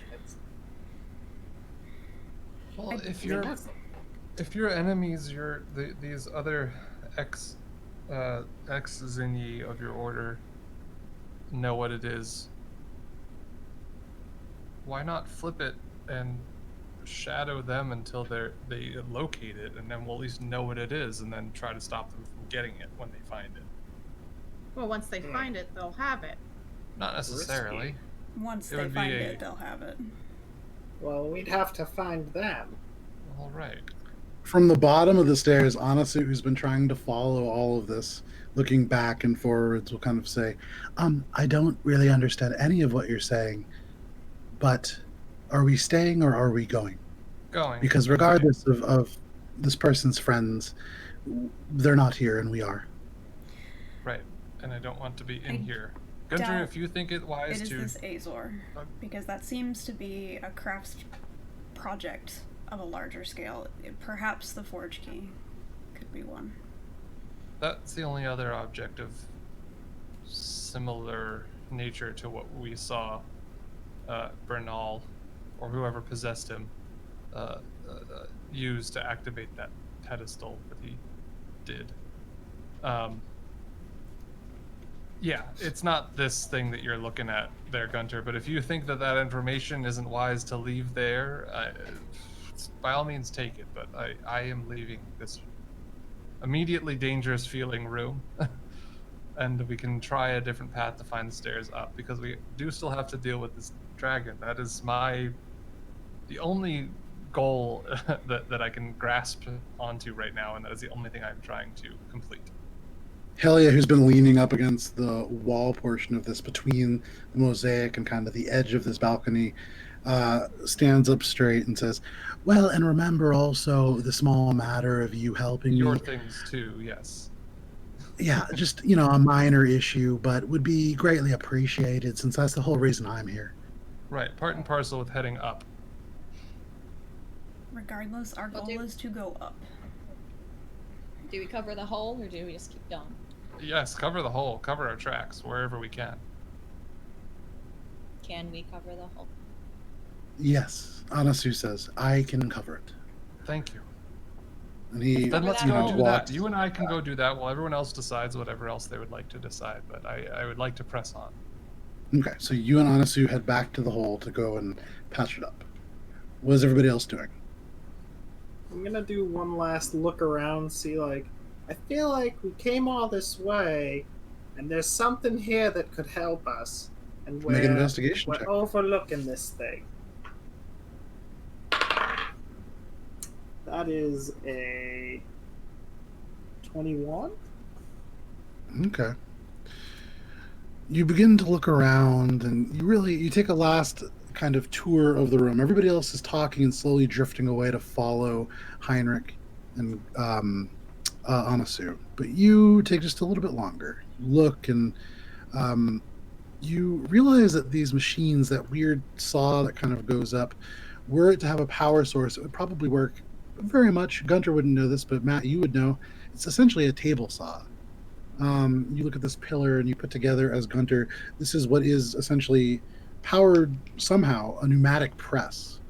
You also kind of look through and you realize you get close to this gate, this weird sort of copper door with wires coming out of it.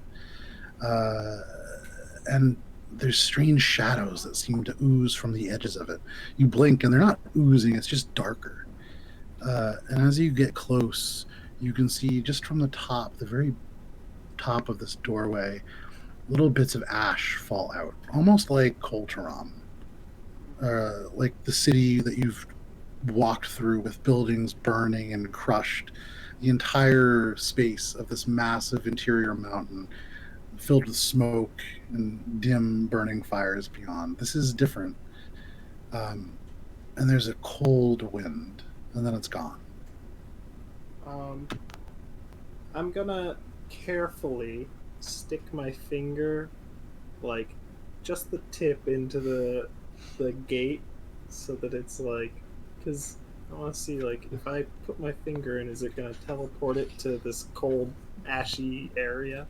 You But look also, around if I the lose a room. finger, it's not Carefully a big do deal. something reckless, is Well, what don't you use your said. pointer finger. Use Yeah, a I'm gonna around- use my, object my that's not pinky you. finger. Pinky finger, because that's if I lose that, that's fine. You look around the room. They There's go back. nobody else in this space. Guntir, you take a couple steps closer. You take your little 287-year-old pinky finger and carefully insert it through this ominous gate. And it passes through without any problems. And I can still see it. Yep. I'm gonna carefully stick my head through to see if I can like go through something and then look around. Guntir, you put your arm through, your hand through, your shoulder through, and you stop. And you take a deep breath. You cough a little bit because you're old. Then you take a deep breath and you lean through, and you're just kind of like halfway between this doorway now. You look, you can see this weird kind of darkness that hinges on it. It's as if there isn't enough power running through it to make it work, but you would imagine this pulls you somewhere. Guntir, make a history check or a nature check, your choice. I think I want to do history. Yeah, I mean, it's the same, but I'll do history. Natural 20! Hey, Okay. Yeah. learn. Guntir, near where you're from, I'm trying to remember now from the map. So near where you're from, to the south a little bit, down through the Quay of Mud, there is what is known as, it's the Ghazi Ruins. You don't know too much about them, but you do know the legends of that place. There was, at a period of time, a portal constructed to a place known as the Shadowfell. From this place, various creatures emerged. There are those that believe that it's related to whatever lies within the heart of the gated marsh that does regularly produce monstrosities. That Thousand Gates, that military city that Roe actually left for, was built to guard against, to guard the kingdom of Sarentil to the east and the north. You kind of think about it and you remember the Shadowfell being the sort of parallel mirror to something known as the Feywild, which you've heard a little bit. You heard Shae talk about something about the frost line being a place very thinly laid up against the Feywild. The Shadowfell is the dark mirror of that. It is a place of darkness where the rain is cold and occasionally can be ash and soot instead.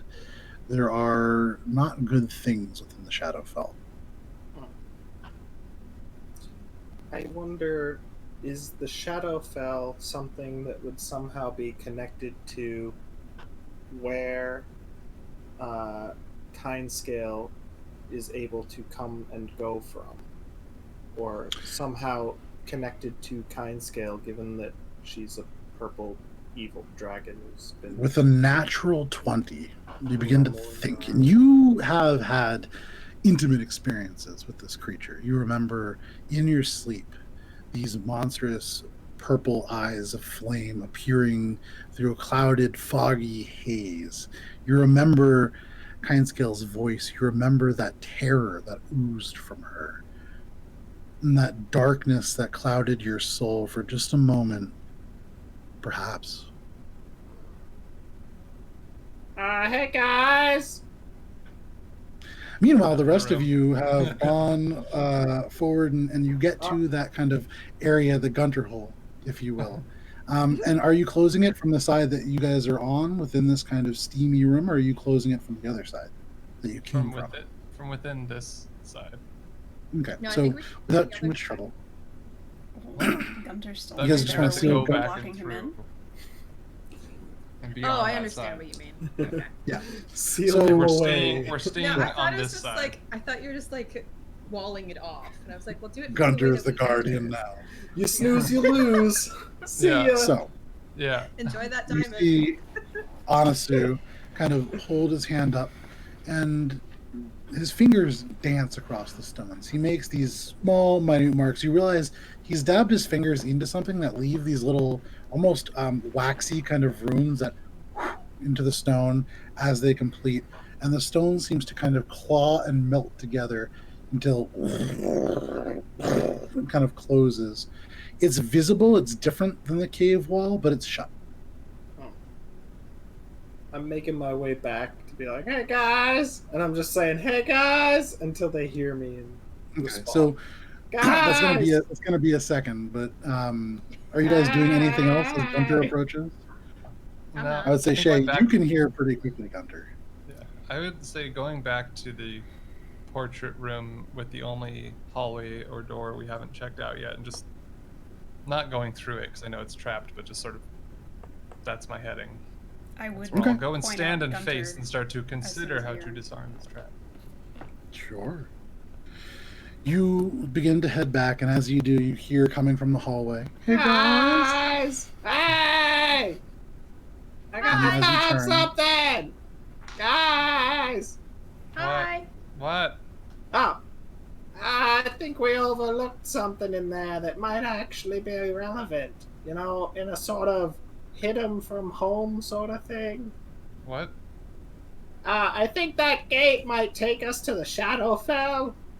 What? And why I don't know. would we want It's to a go bit- there? What? Well, Yeah. because also I was thinking, you know, this dragon might be in the Shadowfell sometimes. Seems like a place where she might be.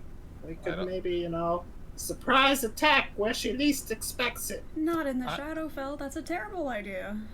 I also don't think necessarily launching an all-out direct attack is. I mean, we're trying. I was trying to bring down the nest she has made to weaken her first, not go to her house where she is probably stronger and Yeah, but fight if her she's there. not there, then we can, you know, mess up her place. Yeah, let's party. No, Parents no. out of town. If that gate led to the Shadowfell, then I think it was wise we left that room. But it also raises more questions. Sure. Is it Like, why is potentially there- this overlap that Anasu mentioned? Maybe that's where she came from. This place is a gap between worlds or something, and Jara just seemed to harness it and maybe left it open over time. Perhaps potentially a way to get her out, but not a good thing to go through. I think she's probably too big to go through it. Well, that specific entrance, yes, for sure. But then that makes me wonder who else is going through it. Gerard, And probably, for research If someone purposes. could go through it, then they'd have pretty clear access to the Forgekey. It might also be worth maybe checking out just in general points that you can access this in that way. If she ever does go back, we can trap her there. That's kind of what I'm thinking. Either way, it Maybe do requires a- us going up, not through. Okay, but then do we destroy the gate? Allow a I would be portal more to a comfortable dark with that. world? I would be more comfortable with destroying the gate. Well, it looks like we can't enter it right now anyway, so that might not. This particular entrance might not be an issue. Well, then let's break it so it can't be opened, right? Well, what if? I mean, that's kind of what Someone's I'm in there. thinking. If, at the very least, it closes a portal to a dark world that opens up literally right next to an ancient artifact capable of destroying complete cities and possibly Sure. more. Sure. Honestly, which, what's your you know. opinion on breaking this portal? Very interestingly, as you guys have had this conversation, honestly, has been very quiet. You mention his name, and he starts. Well, it's interesting if, as you said, she does come from there or go there. Trapping her there does seem like a good idea, but I agree. Leaving an entryway from such a dark place near such a powerful thing, also not a good idea. Could you dismantle It seems like temporarily. Or just so it can't function, and if it can come apart in Given pieces, that- you could keep a piece of it too, or something. Just Given so enough that if time, you I would need need- to restore it. I would need to spend some time examining it and understanding how it is that it works. It's not something I've used Time. before, and Jared is quite smart. So yes, it would take time. Time. Easier and If faster I'm- to destroy it. If I may, it seems as if you're all intent on finding Jared for some reason, which is not my intention. I can I'm stay. not intent on and- finding him. I have no. We have I no floated the idea. I'm not. I I'm can not- stay and work on this door and taking it apart as you progress and go on this, quite frankly, terrible idea. Well, no one said we're gonna do it. I You just said you were floated going to the- fight a dragon. I don't- I didn't We'd say rather that we banish were him gonna now go than just- find Jared. Well, what Heinrich said is actually an excellent point. If this dragon is from the Shadowfell, then Guntir, your trick could work again. Ah! Ah! Ah! Could it be that easy though? I'm Well, sure if we're she'll going put to up a go, fight. I feel like why hasn't if you are anyone going else to go tried that? fight a dragon, maybe Just make tell it sure to that go you know where away. she comes from, Right. Exactly. because it would be awfully uncomfortable to stand in front of her and point and have her remain. That would be uncomfortable. Let's see if we can find our way up again, continuing up, just up. Let's go up. And if we Regardless- reach the top, maybe we could learn some information. Our Maybe she goals haven't has changed at this agents. point. Okay. Still need to go up. So, We go up. okay. So you guys are going to go down that one hallway that you haven't yet come to? We'll not go down it yet. We're going to try to disarm this trap first. You guys approach this trap as a group, kind of gathering around. Guntir points out again where the section of floor was. General area. General area, just kind of around. You look and you examine it. And I'll say, because it is 10:42, we'll take a break here. And we'll come back and we'll deal with this trap in some way, I'm sure. So it is 10:42. We will come back from our break in 10 minutes, 10:52. And we'll see you all then. Thank you so much for sticking with us. And hello to everybody who joined. I'll say hi to everybody when we get back from break.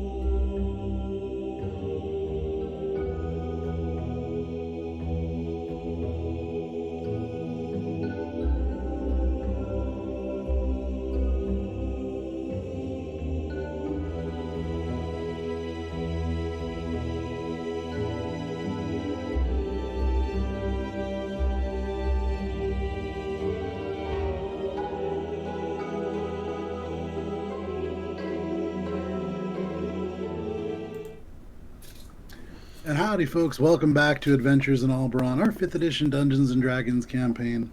Over the break, just wanted to say hi to a couple people who I saw in chat. Talon, of course, the amazing moderator who has literally watched every single episode of Adventures in Alberon. Probably knows roughly about as much of it as I do. So awesome to see Talon, who won't be here next weekend. We hope you have a good time on your camping trip. And also, we're so happy that your daughter gets to see her art on our stream. We're super happy that we got it. It's so cool. Also, Travoy Biggs, great to see you. Das, of course, who's here every week as well. OG Warrior, who chipped in with some great advice in finding D&D games. I saw Nat Awesome and Isumiwa, who has the longest current subscription streak. And Futara, who was also there earlier. To everybody else who is watching, happy to see you as well. Hope everybody is doing well out there. It is kind of crazy. But jumping back into our game. You guys decided that the place that you wanted to check out was this final hallway that you haven't progressed down. You know that it's trapped. You know that there is, underneath the floor or perhaps within it, something related to transfiguration.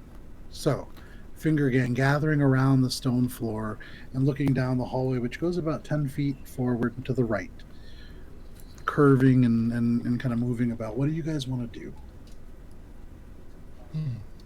Any markings on it? Any visible traces? Yeah, knowing that there's a trap, I think I'm gonna go into trap detection mode. And by that, do you mean casting find traps, or are you gonna... No, I'm gonna start analyzing the room for anything. Each of you make an investigation check, or one of you could make it at advantage. And I'm gonna guidance Heinrich as well, so... Okay. I'll make it in then. real close. The shoulder. Okay, so Heinrich's going to make this at advantage. Oh, nice. Oh, even better. Ooh. Hell yeah. You're I fancy, huh? edged up from a 17 to a 19, plus my 5, plus 3. That'd be 26. No, 27. 36. You look, you get down, and as you do, you feel a little tap, and the familiar rush of the magic as Guntir guides you. But looking down, you don't see any markings. There's no immediately obvious arcane sigils. But you do realize that looking at this, there are along the walls elements of the stone that don't quite appear right. And you look in, and not painted on, not inked or anything, but carved faintly into the rock, there are runes. You can't read them, they're not a language, but you get the sense, I would say, with that investigation check, they require something else, similar to like an arc light, almost as if they require something else to be present on somebody for it to activate. And thinking about this, you would imagine that at the moment, assuming that none of you are holding an item that would trigger it, you could pass through without trouble. And nobody's picked anything up from this ancient place, I'm sure. Yeah. Any one of us that has anything from this workshop, we need to leave it. If you try to walk through this, it'll probably trigger, and... How sure are you? Maybe it's just specific stuff. I'm telling you what I see and what I can pick apart here. This is going to trigger if someone tries to remove something or bring something in here that does not need to, is not allowed to cross this border. Well, what's the trap? How bad will it hurt? Can we just take the stuff anyway? Yeah, What kind of magic did you say it was? Transfiguration, but what I will say, actually, Heinrich, given how high you rolled, there are little elements, and you can see that look almost like something that would pull at animals. And you're realizing that you've seen spells similar to this. I think you've seen them cast at least once, but this has elements of polymorph-like magic to it. Right. Oh. It would make anyone who does this a useless little animal. Therefore, removing Animals them. are useless. Okay. Oh! They would remove us from our group as Wait a second. contributing member. Alright. Hear me out. It's gonna change you into an animal, right? It would certainly change you into something. Gather up all your stuff and put it in a bag. My stuff is already in a bag. Yeah. You see Take it everybody out. We're kind of gonna look put at it in their this bag. backpacks and different things. Yeah. All the stuff that we've taken from here, put it in this bag. I'm gonna take out a bag. I'm gonna move all the stuff that hasn't been stolen specifically from this place, making room so that other people can put their stuff that was stolen from this place. What bag? Is this just like a random bag? Yeah, I think it's probably just like. Why not that special bag that you found? Oh no, that's the. Because that one, Well, I pulled a jaguar out of that. That's right. But I like to keep my stuff. Oh, what about the crown chest in the bag? Oh no, that was the bag. That's the bag. Yeah, I'll just take it out of my like normal satchel and just kind of make enough space. Take the little bags of not stolen stuff out. Make an intelligence check, Guntir. You often have trouble recalling things, and pulling that into this. Let's see how well you do. I have not taken anything from. That's. Aside from the arc-light key, that's the only thing I think I have kept. Okay. Guntir, you take a couple things out, and you feel pretty confident that you've removed the stolen items and separated them from the unstolen items. Okay. When you say stolen items, are you saying just from here or in Yeah, general? just from here. You know, like, Okay. you know, like I put the prestidigitation, that thing in there. Prestidigitation, Guntir. Bless you. Gesundheit. Alright. And I put the diamond in too, and a couple other things. Okay, so Guntir puts a couple things in there. Is anybody else contributing to this bag? Yeah, I will, but like, am I gonna get it back?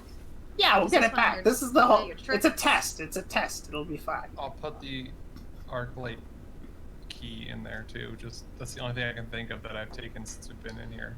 That and the coins, but that's just money. I will put in my dagger, my vial of poison, my 3 bars of silver. I will put in my cutout. Or just pulling things out of pockets and sleeves and shoes. Out from behind her ear. I'll put in my shiny mirror eye was from a different thing. Oh, my patchwork bear doll. My 1 waxed glove. I'll put my wax glove in there and not reclaim it later. I forget if my playing cards are from here, but I'll put them in there just. Yeah, I mean, as long as it fits, just put everything in if you're not sure. So without too much trouble, and to save us a little bit of time, you guys managed to separate the things that you have taken from this place and the things that you have taken from other places. All right, now I'm gonna take the bag of tricks. I'm gonna take an animal out. Roll a d8. I'm backing up as soon as I see that I bag. don't want to watch this. That's a I'm backing 1. up. A 1? Oh, okay. Wait, before you do. Too late. As you speak, Guntir, your hand goes into this. So you pull out this kind of grayish bag, and you reach in. You feel this ball, kind of fuzzy and warm, and as you pull it out, you throw it. Where are you putting it? You can put it anywhere within 20 feet, I believe. Like right in front of me. Okay. And you throw it down, and as you do, suddenly shifting, this thing that you hold in your hand you never get to see. But as you throw it, it becomes a streak of almost cream-colored fur. And standing, suddenly very confused in this space, you see this this little weasel. And it kind of stands up and looks around. And then it kind of goes over and stands on your foot, Guntir. Cute. Hey, okay, crap. I guess this really is a test. I'm gonna find something small enough that has been stolen from this place, and I'm going to put it on the weasel. Okay, so Guntir sits down, goes through the bag, and begins to pull out different things. Yeah, go ahead. May I suggest something, Guntir, before you send this weasel to its potential death, which is. Well, it's not potential death. It's just gonna change it into another animal, and then it's gonna go away. Well, couldn't we just ask Heinrich very kindly to mage hand some stuff over there? I guess that works too. Please? But now I have this weasel. I'll have him. I'll pick up the bag with my mage hand, and I'll just I'll stand back and everyone get far back. Everybody gets behind. Morwen, make an animal handling check. Gladly. This is a roll we never get to use. I think I Hey. made it once. 19! Very first 19. Weasel Queen! You Weasel bend down, Queen. and channeling the maternal instincts you felt towards Kobe the kobold, you reach out a hand, and this little weasel just kind of scoots up the arm and goes up onto the red jacket and kind of curls around behind you, its head on your shoulder, its tail kind of out the other side. And it just kind of settles down there. Seems pretty content. I'm gonna Cool. pass We'll it a call him little, Scarf. little crumbs from my bag. Like, here, You take out crumbs, unsure of what they are. Maybe roots from Doug, or maybe old something jerky, to or feed on. it's all kind of crumbly, and you feed it. Little thing just kind of nibbles at it and seems to eat it. Seems happy. All It's right. friendly towards you. How's that mage hand? Yeah, I'll look at the weasel and be like, yeah, Scarf. I like that. Anyways, and then I'll just mage hand What? it over. Oh, that's a His good name is name Weasel for Scarf? him. I'm calling Yeah, him no. Scarf. I'm naming him Scarf. That's I it. like Okay. that.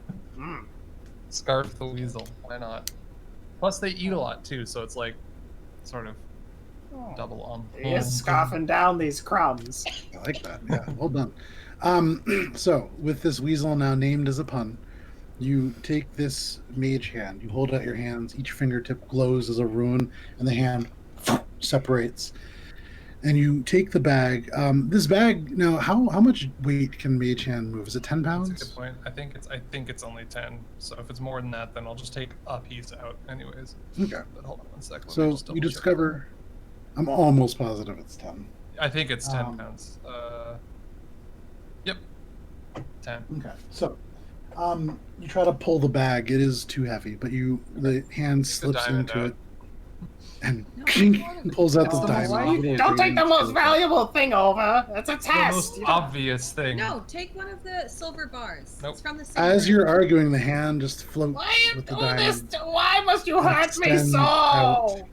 And as Guntir says this, you hear the little weasel from Morwen's shoulder go. I And shield you- his eyes so he shield his doesn't eyes. see this horrible thing Oh, that's look, happening. Scarf. And luckily, you hide the weasel's eyes, and he doesn't see the hand past the trap, and nothing happened. Oh. All right, well, start hauling stuff over. Okay. One by one, you take Why don't you just throw the take bag? about an hour. Yeah, just throw the bag. Just throw What? the It would bag. take an hour. You're moving Right. with mage hand piece by piece items from That's this true. bag. Just throw the Um, bag. Clumps of. Yeet it. Oh, yeah, Eat the just- bag. Just throw the bag. Go ahead, throw the bag, and I'll pull I'm my gonna mage throw hand the back, bag leaving through. the diamond on the ground across from it. And then I'm gonna also throw the animal bag through. Okay, so The bag of Guntir tricks through. whips the bag. Make a strength check just for fun, Guntir. I'm gonna gently toss it through, you know. Okay, Like I'm, never mind like then. I'm tossing Never a mind. Don't trash worry about it. bag off to the curb, kinda. Sure. You know. So, like somebody who for some reason is throwing a full trash bag on a curb, like we don't have trash Full cans, like trash some kind of bag animal, Oh, like a bag of weeds, you know. kind of falls down on the other side. You take the bag of Come on, tricks, the you throw it, SPCA. slides down. Nothing happens. All right. So All the things. Who's gonna be the first living thing to? Just for the sake of it too, I'll take off my backpack. And do Yeah, the same I'm thing. actually. I'm Just gonna like, just just throw anything. everything. I don't even know. I'm throwing everything through. Okay, Yeah, me so too. you Just guys to be begin safe. placing belongings through the door. As Doss said, you yeet the spoils, and you know Yeah. there's clang, clang, things were kind of rolling through. Nothing seems to set this trap off. You guys end up Okay. significantly less burdened, but nothing happens. I'm gonna just hop over it, trying not to put my feet at the level of the runes. Okay. It's just a 5-foot square, right? Like I can make that running jump over it. Oh yeah, no problem. So Heinrich backs up, and you watch now as Heinrich looks to both sides and runs, ching, ching, ching, ching, and leaps. Nothing happens. Lands on the other side. All the little Pick all my rings kind of stuff up. clattering. And you begin assembling your things. And I pick up the diamond and look at it, and I look at Guntir, and I give him a wink, and then I just put it back down. It's better in your hands. You saved my life with some diamonds that were in my bag. It's better that they're That's already. true. in That's possession. why I was gonna keep it. Just it's an insurance Mhm. policy. So Exactly. The Better save a lot spoils- of lives with that one. the spoils life, of but this that's a lot. place have been yoked. So what are you guys now doing? I think I'm gonna cautiously follow through as Heinrich did, but I got my dispel magic hand ready to just catch myself on the wall if I start to Okay. get, you know, So if things Guntir, start glowing. like an acrobat on like a tight wire, walks No, like through the an doorway. elderly person finding their way to the bathroom late at night. Okay, so like Guntir finding his way to the bathroom late at night. He kind of holds his way through the wall, and you pass through without issue. Ooh. All right. Trip a little bit, but you're Perfect fine. image. My God. All right, I'm gonna do the same thing that Heinrich did, holding onto Scarf. You hold the weasel, and as you hold, you hear this kind of, and then you run and jump and land. Did I deflate him? No, you just have to hold him. You kind of caught him by surprise, you know. But you land on the other side, no problem. I'm going last. Okay. Krada kind of waits, looks at you, sees that you're going last, and steps through, no problem. He just walks. Is Anastu staying behind to work on that gate? You didn't tell him to, so he went with you. Huh. So he's here. You I want mean, you to could. do that? Let's leave it for now. I would say I kind of think we should just have him work on the gate. I mean, he doesn't like to be in here and going through this place anyway. We still have the dynamite. Oh, use it on Anasu? That's really No, aggressive. use it on the Wait, gate. what? The gate. Oh, Yeah. it would be much more No. preferable to use it on the gate if we have to choose between the two. But otherwise, Well- maybe don't blow it up. Yeah, I'm not going to. Okay. Well, So I mean, plan B. Anasu, what would you like to do? Do you want to work on the gate or do you want to follow us? Our direction is up, Between and those inevitably two that options, I would rather work on inevitably the we'll gate. pass by Gerard. Yeah. So the gates then. Okay, well, if Gerard comes and finds you, good luck. Well, we should be in touch then. He looks around and you see he goes over and picks up two little kind of crumbles from the wall, and you watch as his hands kind of move. You see little tools emerge from the armor on his fingers, and little sparks fly off. And as they kind of back in, he passes a small circle stone. He looks at all of you, and then to you, Heinrich, Always. passes one of the stones. This is a sending stone. Yeah, It we will know. allow us to talk. Yeah. He's got We another call them one Rocky already. Talkies. Yeah. That's clever. Yeah. I'll be in touch if I find anything, or if you need anything, let me know. Of course. Mm, I'll keep it puts it right. away. Well, I'll keep it and just put it in a pocket. Okay. I don't have any like close by accessible. It is the pockets. same. And he begins to move off towards this thing, and he stops and turns around. In case you do run across Jared, he's We very don't know smart. who you are. Also, I appreciate that, but what I was going to say is he is very smart and he is very charismatic, so just be very careful. Well, careful's my second middle name. Lovely. And he turns and walks off. I'm gonna test the sending stones. Be like, just making sure this works. A second or two goes by, and then you hear, "Why wouldn't it work?" I just tested. You just pulled up 2 rocks off the ground. I've Yeah, never you seen really anything gave it to the made right so guy quickly. there. I'm just making sure. It would be terrible if we needed to reach you and it wasn't done properly. No offense. That's fair. These are old Fazarakian techniques. It's something known as artificing. But if you do need something, let me know. Will And do. that's it. You hear a Thanks. couple people goodbye. What? You know, you're standing like right here. Never mind. Walks off down the hall.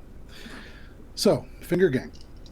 You guys find yourselves without Anasu, but now in this space, past whatever trap may have laid beneath the ground. This hallway hooks a little bit to the right. What are you doing? Checking it out. This Okay. door is strapped Herding to, isn't it? cats. Or was it just the entrance? Just the It's entrance. Probably fine. Okay. So I'm gonna pick following up this all my curve. Stuff. Okay. So as you guys kind of pick up the things that you drop And say, without too much trouble. All right, good luck. I also take Oh. all my stuff back. I'm gonna reach into Heinrich's bag while he's distracted. No, you're not. You're not. I was gonna toss Anasu a stick of dynamite just in case. Just in case. He's already gone. He's gone. So you guys Oh, just yeah, wing it well. down the hallway, or No. No. so you guys you gather your things, and you're going to begin to progress down this hallway. Who's leading this journey? I don't want to anymore. I'm tired of leading this. I'm bad at looking. My eyes suck. I don't mind doing it. Just I know guess that I'm gonna I'll go. sneak on out. I'll go. You sneak But I out. want to. You go sneak out. You could be the front lines, and I'll be, party laddie. Okay. I got You stuck. go sneak 20. around. 23. Okay, you feel pretty hidden, and you begin to creep forward. You wait a little Wait. bit, Guntir, and then you follow. Oh, maybe not. I'm gonna pass off Scarf. Ah, To go- Okay.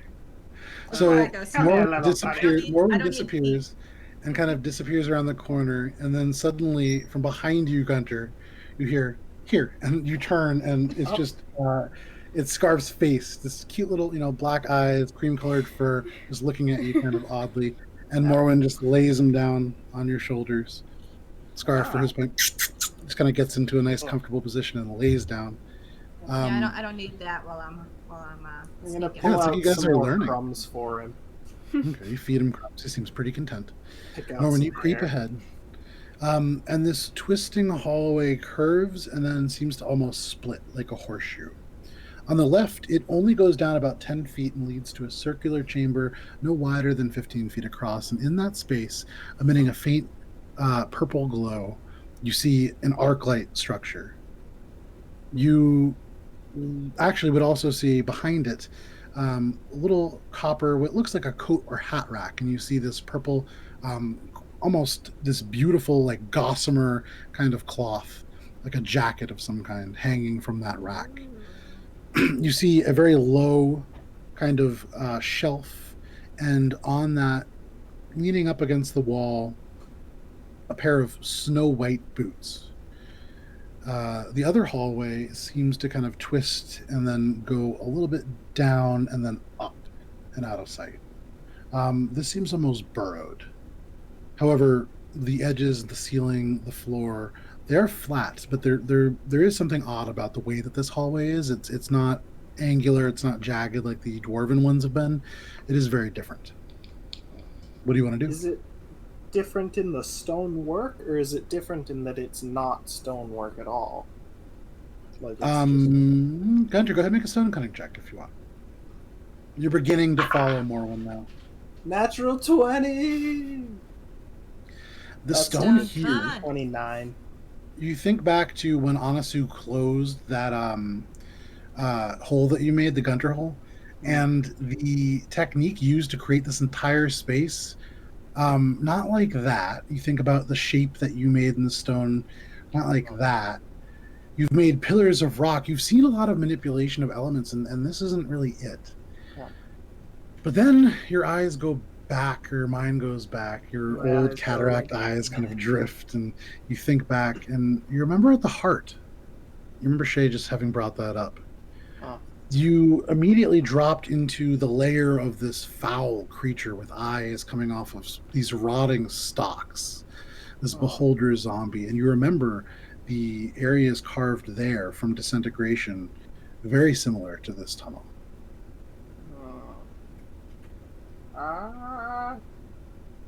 Hey guys. You got to make an intelligence Yes. check, just flat intelligence. 12.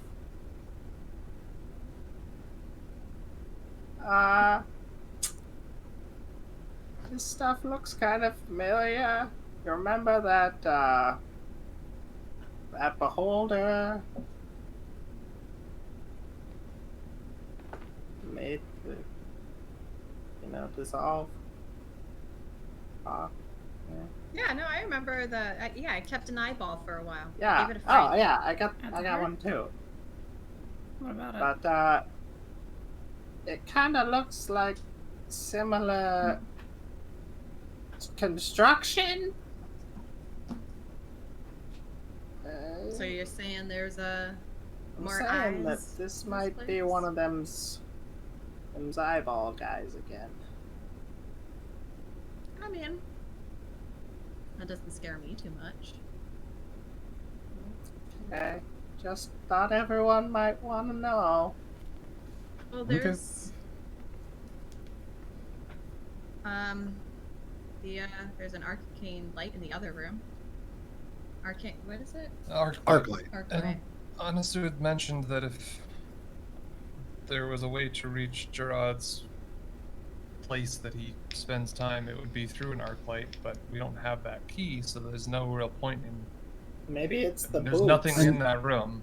And you would remember touching it would bring you back, presumably, to the first floor Arclight. Yeah, the one that I have would just it would be the what's it called? Second, What? the overseer office, Right, or exactly. the kind of vault behind it.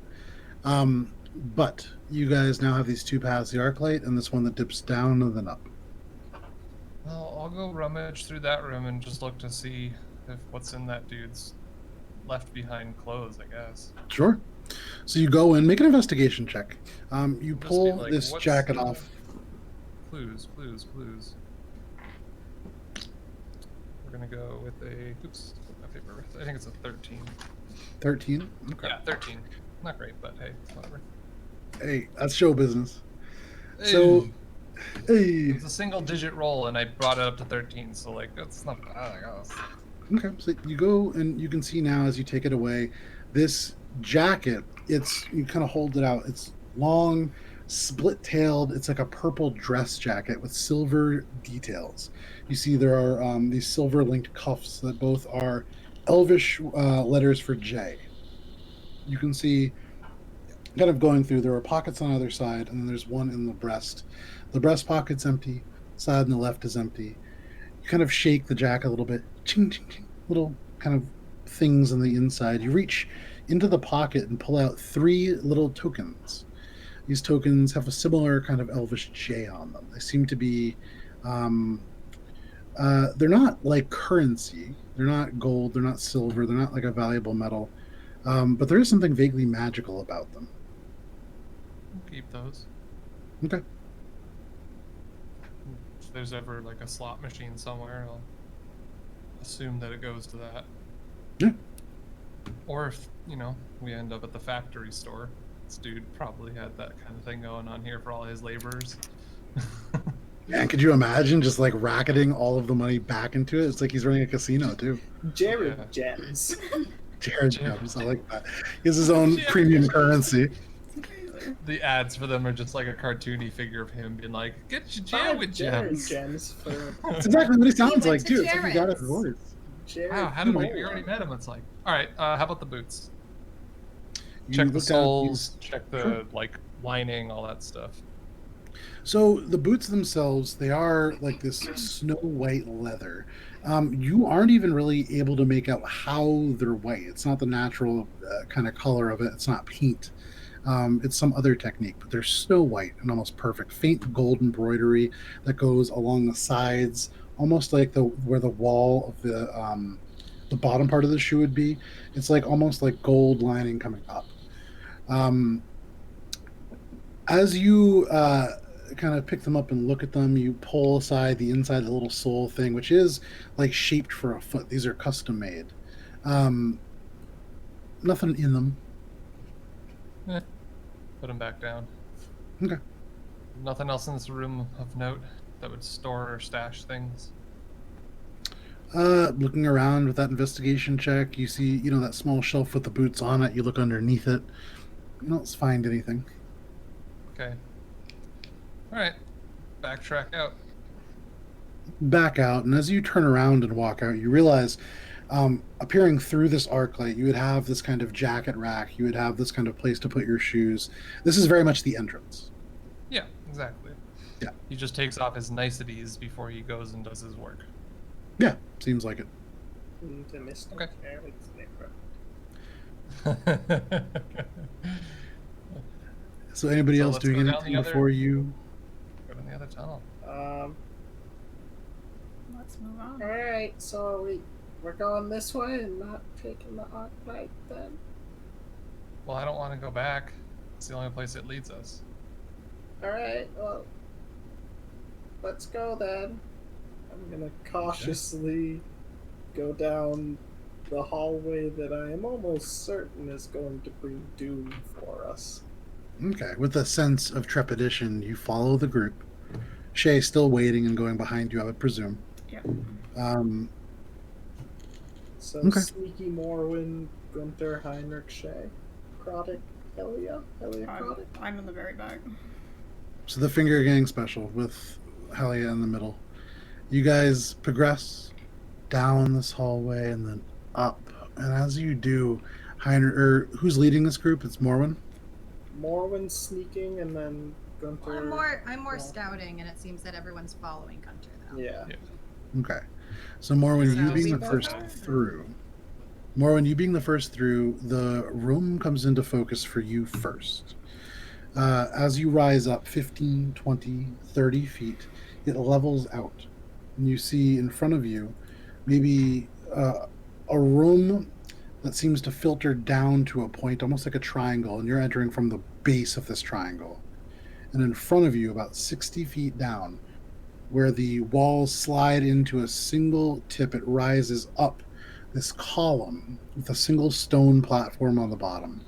It rises up and up and up, and it's similar in ways to that elevator that you took first. There is no automata here. You don't see any switch.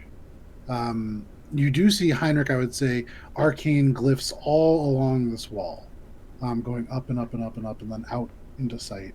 And you guys do remember that in that memo, they had stated if there was to be a fourth layer to this magnificent structure, it would need to be up sort of an arcane lift so as to preserve enough rock to support a structure like that.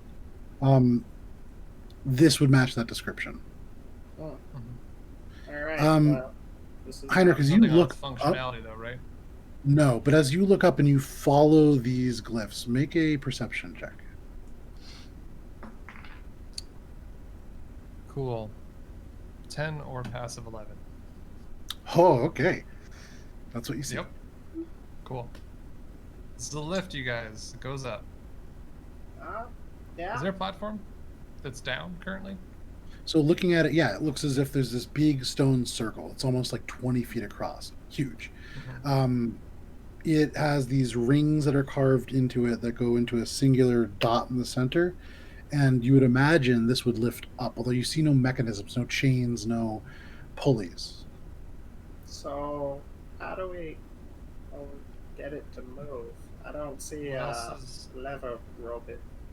Remember What's again, the you're room? about you're 60 feet away from it.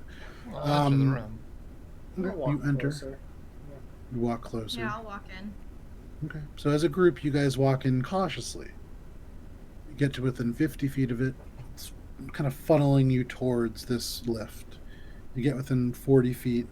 Within 30 feet, you guys can't stand across now. You have to kind of slowly become more of a column as you get closer. You get within 20 feet of it, and you can now see it very clearly.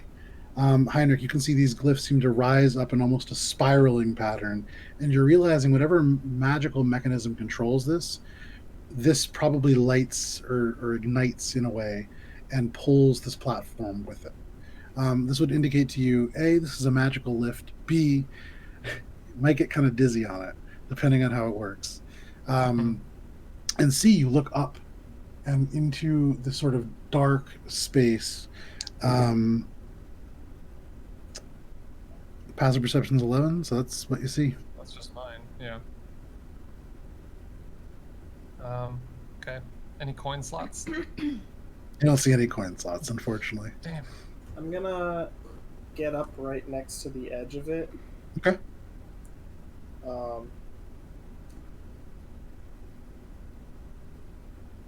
Cautiously, like I'm dipping my toe in the water, I'm gonna step on it. So you see Gunter's bandage-wrapped legs extend from the edges of this robe that he wears. Are you still wearing like the little slippers, like the little Birkenstocks. they're almost like the Birks? Yeah, like the leather metal Birkenstock. Like, yeah. So the little sandal kind of goes out, and you see the ancient curled, crusted toenail of Guntir. It's actually the first thing that taps the ground, and nothing happens. You put your foot on it, nothing happens. Alright, I'm gonna like sidle my way on. Guntir awkwardly scooches over, and he is now standing on the disc. Alright. Go up. I'm Did gonna you say stand that on in it. common? Yeah. Nothing happens. I'm gonna Anyone stand- speak Elvish? This guy speaks Elvish. I was gonna do that anyway. Do it. Yeah, I get on it and I say, "Oh, in Elvish." You see those runes, the first one closest to this disc, light up, and then the one a little bit above it, one by one, they light into a spiral, and as it does, you feel the stone platform, and it slowly begins rotating. This disc, like a wheel almost, spiraling around this column, and begins to rise up into whatever lies beyond. Is everybody else getting up? Okay, you hop on. I hop on it as soon as I see it moving. Absolutely. Okay, you hop on it. Karadok hops on it. You're magic. Hops on it. Guntir, you say as you watch this lift begin to kind of go up, and you see the floor leave behind you, and suddenly the room below you is cut off. You're now in this tunnel, kind of rotating. You can see these purple glyphs spiraling around as you go up. You rise 60, 70, 80 feet. Platform stops. You are in a space that feels almost entirely dark. Those of you with dark vision, you can see the floor is almost like this flat cave floor, although sanded down to almost a complete polished finish, save for one large crack that seems to run off and into the darkness. Below you, there is this kind of disc, and then even the glyphs on the disc go dead, and it is very dark. What are you guys doing? Putting the mask Like- on. Put this mask on, and you can now see the darkness, but in shades of gray. I'm gonna look around with my dark vision and see if there's anything beholder-y. I'm I'm just just gonna come on, sit Make a, guard. make a perception check. I'm just gonna stay still and listen That's for anything that's 15? not. Morwen, make a perception check as well. After you begin to look around this dark space, you see darkness above, darkness to the side. You don't see any walls, nothing holding or lifting this lift. And so, as far as you can tell, you are in this endless expanse of just floor. I'm gonna take something out of my bag that I guess I'll just take a torch out and light one and put it next to the thing so we don't lose our place if we have to go back down. This torch blazes into light. The floor dances with the flickering firelight. You can see the light that takes the space ignites the floor. You can see that pretty well. But it seems to almost fade in a halo of light, and there's just still darkness beyond the 30 feet of light that's shed.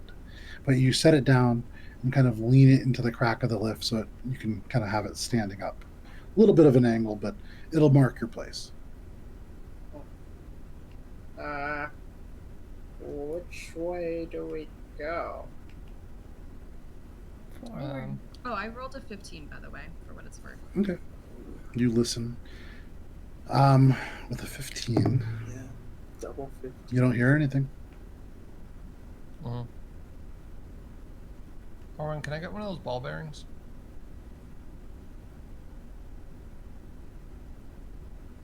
Cast light on it. I'm just gonna chuck it in any direction. Okay. Roll a d4 for me. Whichever direction I am facing, which is 4 ways. Okay. You turn to the south. Not that you know that it's south, but you turn. You take this ball bearing, and you see the sort of edges of your fingers turn light before it transfers into the bearing and the light expands out, and you throw it. Ting, ting, ting, kind of hits the ground and it rolls. You see it roll. What's your strength score? 10. You see it goes 50 feet out. Ting, bounces another 10 feet. Ting, ting, ting, rolls, and you can see maybe 80 feet away this kind of circle of light spread out on the ground, but you don't see a wall. They mentioned a huge empty space in the This writings. is like it. How empty Why is is that it, space supposed to be? This empty? And why? Why is What? it here? What is the point of this space? Probably building something. Something Either big. that or we're not actually in a large space and it's just some kind of magic. Or it's Heinrich, really worth just this noting, big. where you threw that ball bearing for a moment as it spiraled out, there was a moment where it did kind of combine with the light from the torch, and it made a larger illuminated area. But as it kind of rolled away, you now have a separate section of light there, and then the torch light here. Mm-hmm. Okay. Hey, Morwen, how many of those ball bearings do you have? 977. Wait, no, if I cast it on a different object, it's just gonna transfer it. Never mind. I'll leave that, and let's maybe build a line of light out to it with other things, other torches or something. Helena nods. I've got 2 torches. She passes Alright. them to you, Heinrich. Both on. Sure. I think I have... I have a Where you- lantern. Where are you putting the torches? I'm just gonna do an overlapping line out to that ball bearing, I Okay. guess. So you So kind of I'll walk out Minecraft that style distance too. build a torch Yeah. line to that other line of light. Oh fuck! And I have 10 torches from my original pack that I've never used. so it takes those 2 torches, but you bridge the gap. You now have a 90-foot line of light. That's torch, torch, torch, and then this bright magic kind of colder light beyond. I'll pick up the So- colder light and just keep doing it for 10 torches length, slowly, one at a time. Just is this Okay. place really this fucking big? When you get to the next one, you throw the ball, ting, ting, ting, and it kind of rolls up and ting into something and then stops. And you can see now illuminated a wall. Same kind of what you guys have determined is a disintegrated kind of abrupt line that goes up and it rises out of sight. This is a large space, but you've determined from the lift, it seems to go out about 150 feet in That this one direction. Right. As you are kind of doing that, make a perception check. 8. It's a big space. Yep. I'm just gonna leave the torch lights that measure the length of the wall. I'll leave those there, and then Okay. I'll just pick up the ball and be like, all right, guys, I'm gonna start tracing the wall, see how big this place actually is. So Heinrich begins to kind of I'm go just gonna hold it up and through be the like, perimeter. follow me or watch me, and then just hand along the wall and just kind of start walking along it. So you guys are going to follow Heinrich? I'm gonna Uh, follow him have to. with my eyes. I feel Okay. like is it does the light appear to be somehow affected magically to Is keep it things diminished? dark? Yeah. It doesn't seem diminished. It's just a large space. Especially considering you guys have been in pretty confined quarters. This is a large space. And you remember, again, you're beneath the ground. Thinking about how far you've traveled, you haven't kept very good track, I don't believe. But you do know that you've risen. I mean, just now you rose about 90 feet. You've taken other large stairways. You know that you started about 600 feet beneath the Golden Terrace. So do with that information what you will. But as you guys go with Heinrich, I need everybody to make a perception check. Uh-oh. Also, this might be really That's also stupid. if anyone wanted to. I but was I kind of offering myself up to the task. I mean, I'm also following him with my eyes. So, do you want me to roll too? No, that's fine. You can just follow him with your eyes. got Yeah, it. but make a perception check. Everybody make a perception check, though, for sure. 27. Oh, I got a okay. 12. Okay. 28. Okay. 15. Everybody but Heinrich hears. Well, okay, course. so let me start with you, Morwen. Morwen, you kind of watch Heinrich go. He goes all the way. He's like 150 feet away. He's far. You see him and a few of the others kind of with him. And from off to your right, you hear this ting, ting, ting. Somewhere in the darkness, 50 feet away, 60 feet away. Yeah, I'm gonna start getting closer to my friends. Okay, you begin getting closer. Guntir, you went with Heinrich? No. Okay. Shae, did you go with Heinrich? Yes, as long as Karadok moved with me, considering that he Okay. does not have dark vision. I think I would have stayed with Morwen. So if I So see you, Morwen, Guntir, if I saw you Morwen hear- leaving, I would have. you stood hear out. what Okay. Morwen hears. You hear this kind of ting, ting, and then you also are aware of the fact that just by a little bit, you feel a little warmer.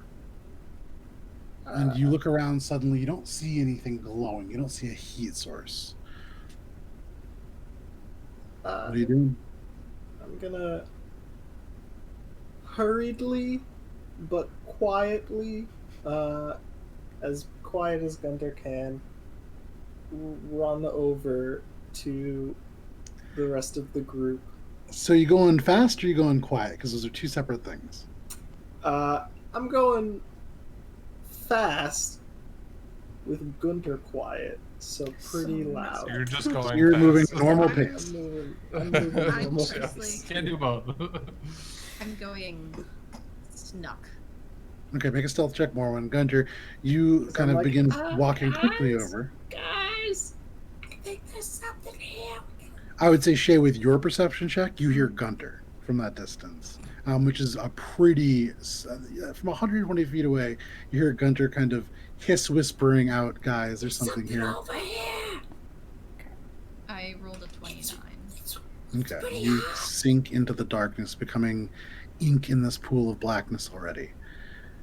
Gunter, you begin kind of moving towards Heinrich and this kind of almost now feeling protected, this bright light over there, and you hear behind you up and then into darkness.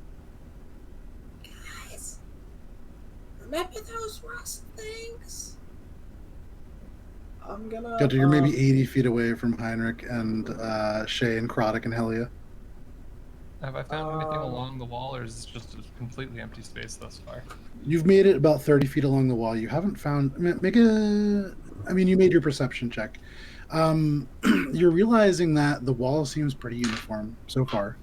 And because you've seen the corner and then moved away, you are realizing the lift not right in the middle of the room. If the dimensions that you're kind of feeling now hold true, there's probably about 60 feet to the north of the lift and then a wall. It seems as if it's set closer to that. And you're wondering now, is it the front or the back? Kind of hard to tell. Okay, I think I'm going to stop moving after I heard the thing skitter away, Okay. presumably up. And I'm Sounded like going it moved up a wall about 60 feet, 70, or probably about 80 feet because you were heading towards Heinrich.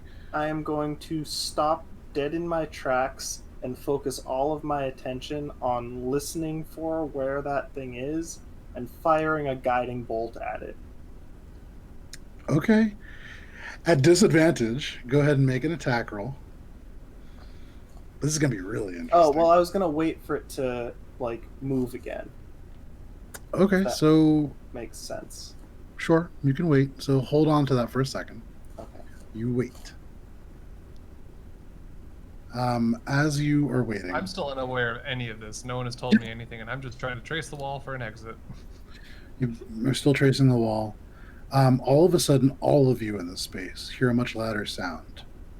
It is the kind of of that disc that you arrived on descending.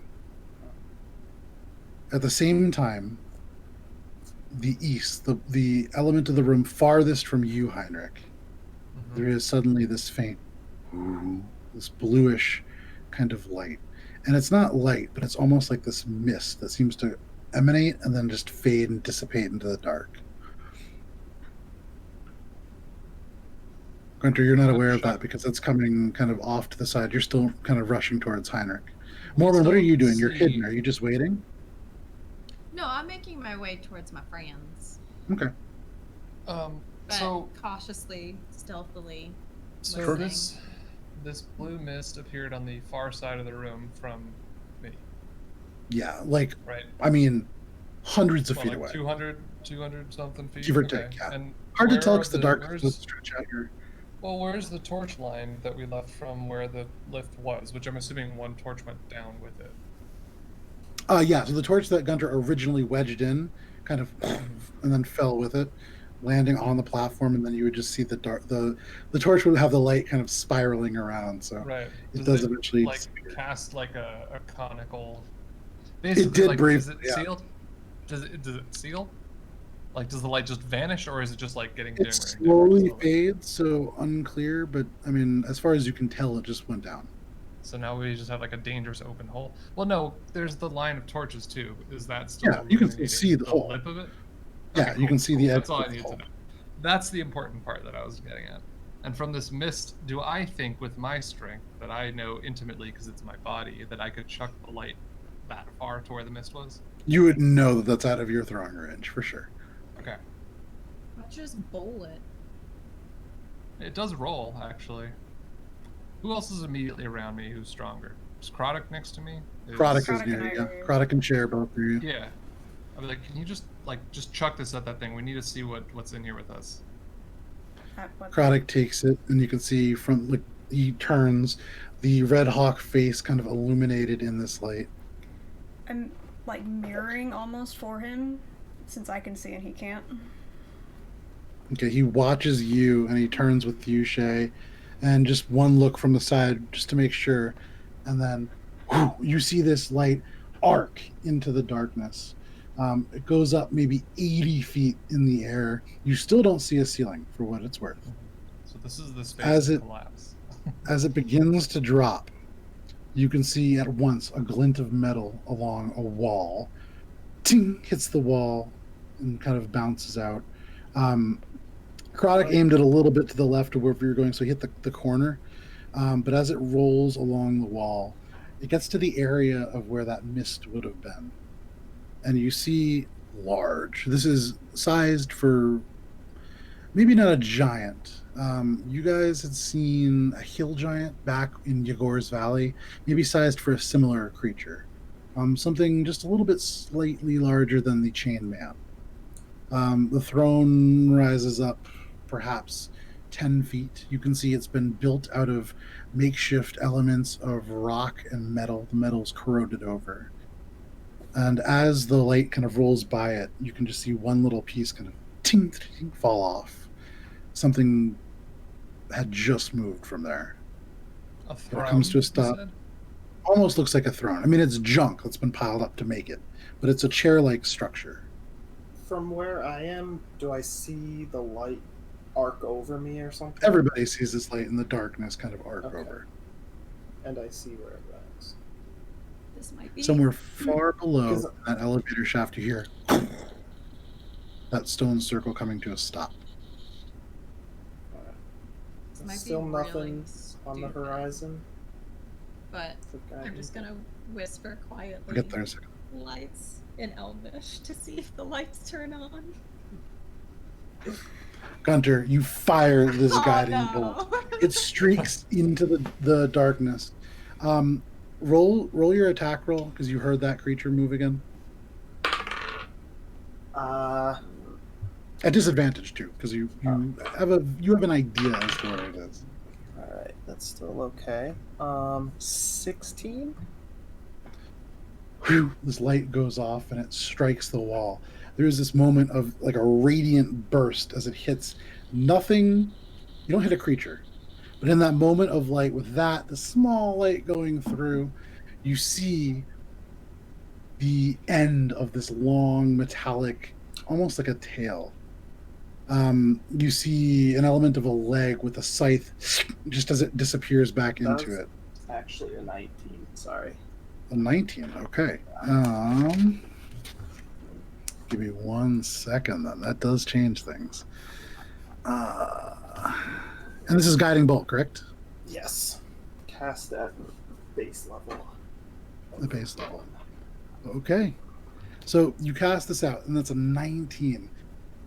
With a 19, it still just barely misses. But I will say you get a little bit closer, and you can see more of this creature. You see the back kind of shimmer. And though it is metallic, you can see as it kind of twists and turns, there's something about it that makes it very hard to see.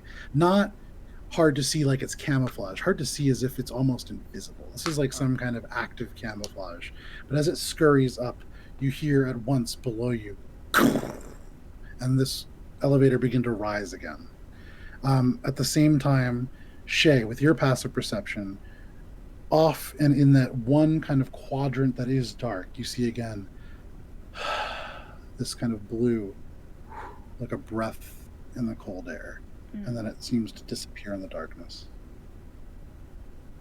Morwen, you reach Heinrich right as you hear kind of disappearing above you. You see that element of a creature up and on the ceiling, or disappearing somewhere into the darkness. What are you guys doing? My lights trick didn't work. Your what? Oh, sorry, you did say lights. Yeah. So Morwen, you see all of it. this stuff. You see all of this stuff happen. You hear the elevator start to rise up. You hear up into the dark. You can see as Shae suddenly turns quickly, the very faint bits of the torchlight flickering off of the golden hawk mask that Shae wears. You see now this all of a sudden two huge, almost spotlights, 200 feet up in the air, shine down. This entire space illuminated. Yes, it did. A huge cavernous cavernous expanse of a room. On the ceiling, about 200 feet up, you can see long, snake-like, 20 feet long, segmented metallic parts. Suddenly, this camouflage coating flickers away, and it roars, this horrific sound of screeching metal. Fire spews forth from it, and embers begin to drip off of its body. You turn, and you can see from where the elevator is now rising up, you can see this patinaed copper head, and then the skull-like face holding this corroded hatchet as the first Azer that you passed rises up. And all the way off in the back... so both of these creatures have actually been following you now from the third level. The first one activated like halfway through. You see all the way in the very back where that cold breath had been, Shae. Mm-hmm. Maybe 10 feet tall. This hulking metallic figure. You see these 4 dark holes, and as the lights take the place, they gleam with this brilliant blue energy, and frost begins to track down the metal, crawling and expanding like webs. You can see now the hand, this huge gauntlet of metal, leads to what looks like some kind of a lens or a cannon, and Heinrich, your mind flickers back to the diagram, something similar. Your head goes back to lodestone and disintegration, and you recognize that weapon on its arm, probably capable of disintegration. You can see it seems to be intently focused on this cluster of you now in the middle. And as it takes one step forward, you can see frost beginning to spread out from its foot onto the stones. Because it is 11:52. Yeah. That is where maybe turning on the lights wasn't a great idea. No, it is. But so you guys managed to. I just want to say, so I've been rolling stealth checks for the one creature, this huge snake thing that's in stealth mode, and the lowest that it rolled was a 15 at a time where you guys weren't looking for it, and then it rolled 3 natural 20s at different points because it rolls at advantage for stealth. And then that's great, but. You guys get to end, and you guys are going to begin next week, presumably, with a fight against 3 of the 4 Azers, including the Cool. perfect. With our own ending. Well, Yeah. given that I still have 2 more level 4 spells. Remember how say it's you need a like, rest? maybe take a long rest? Yeah, why didn't you It was, say anything? That No, was I'm my saying- hint. That was me No, being really I have nice. more spell slots, but those are the 2 for banishment. Ah, yeah. But Guntir, they're you would spell-proof. remember Well, that guy is spellproof. that the perfect Azer is specifically listed as spellproof. But That's we'll true. figure out what that means. Well, I would Fucking hell. So thank you guys, everybody, for tuning in and for sticking around and hanging out. We appreciate it. For all the people who gave bits, DOS, Talon, I know that you guys gave them. Really appreciate it. It does help me, DOS, as you said, get some minis for the game. But it helps with like a whole bunch of other cool things. We have great art coming from our wonderful friend. I always say it wrong. Dibadoo. Dibadoo, who, Sophie Bischoff, amazing artist, is doing some really cool work around Heinrich. And we have a couple other really cool projects coming up. But thank you guys very much for tuning in to Adventures in Alberon. Are we all here next week? So. Very cool. So we will see you for session 49. We're getting close to 50. Nice. Session 49 next week at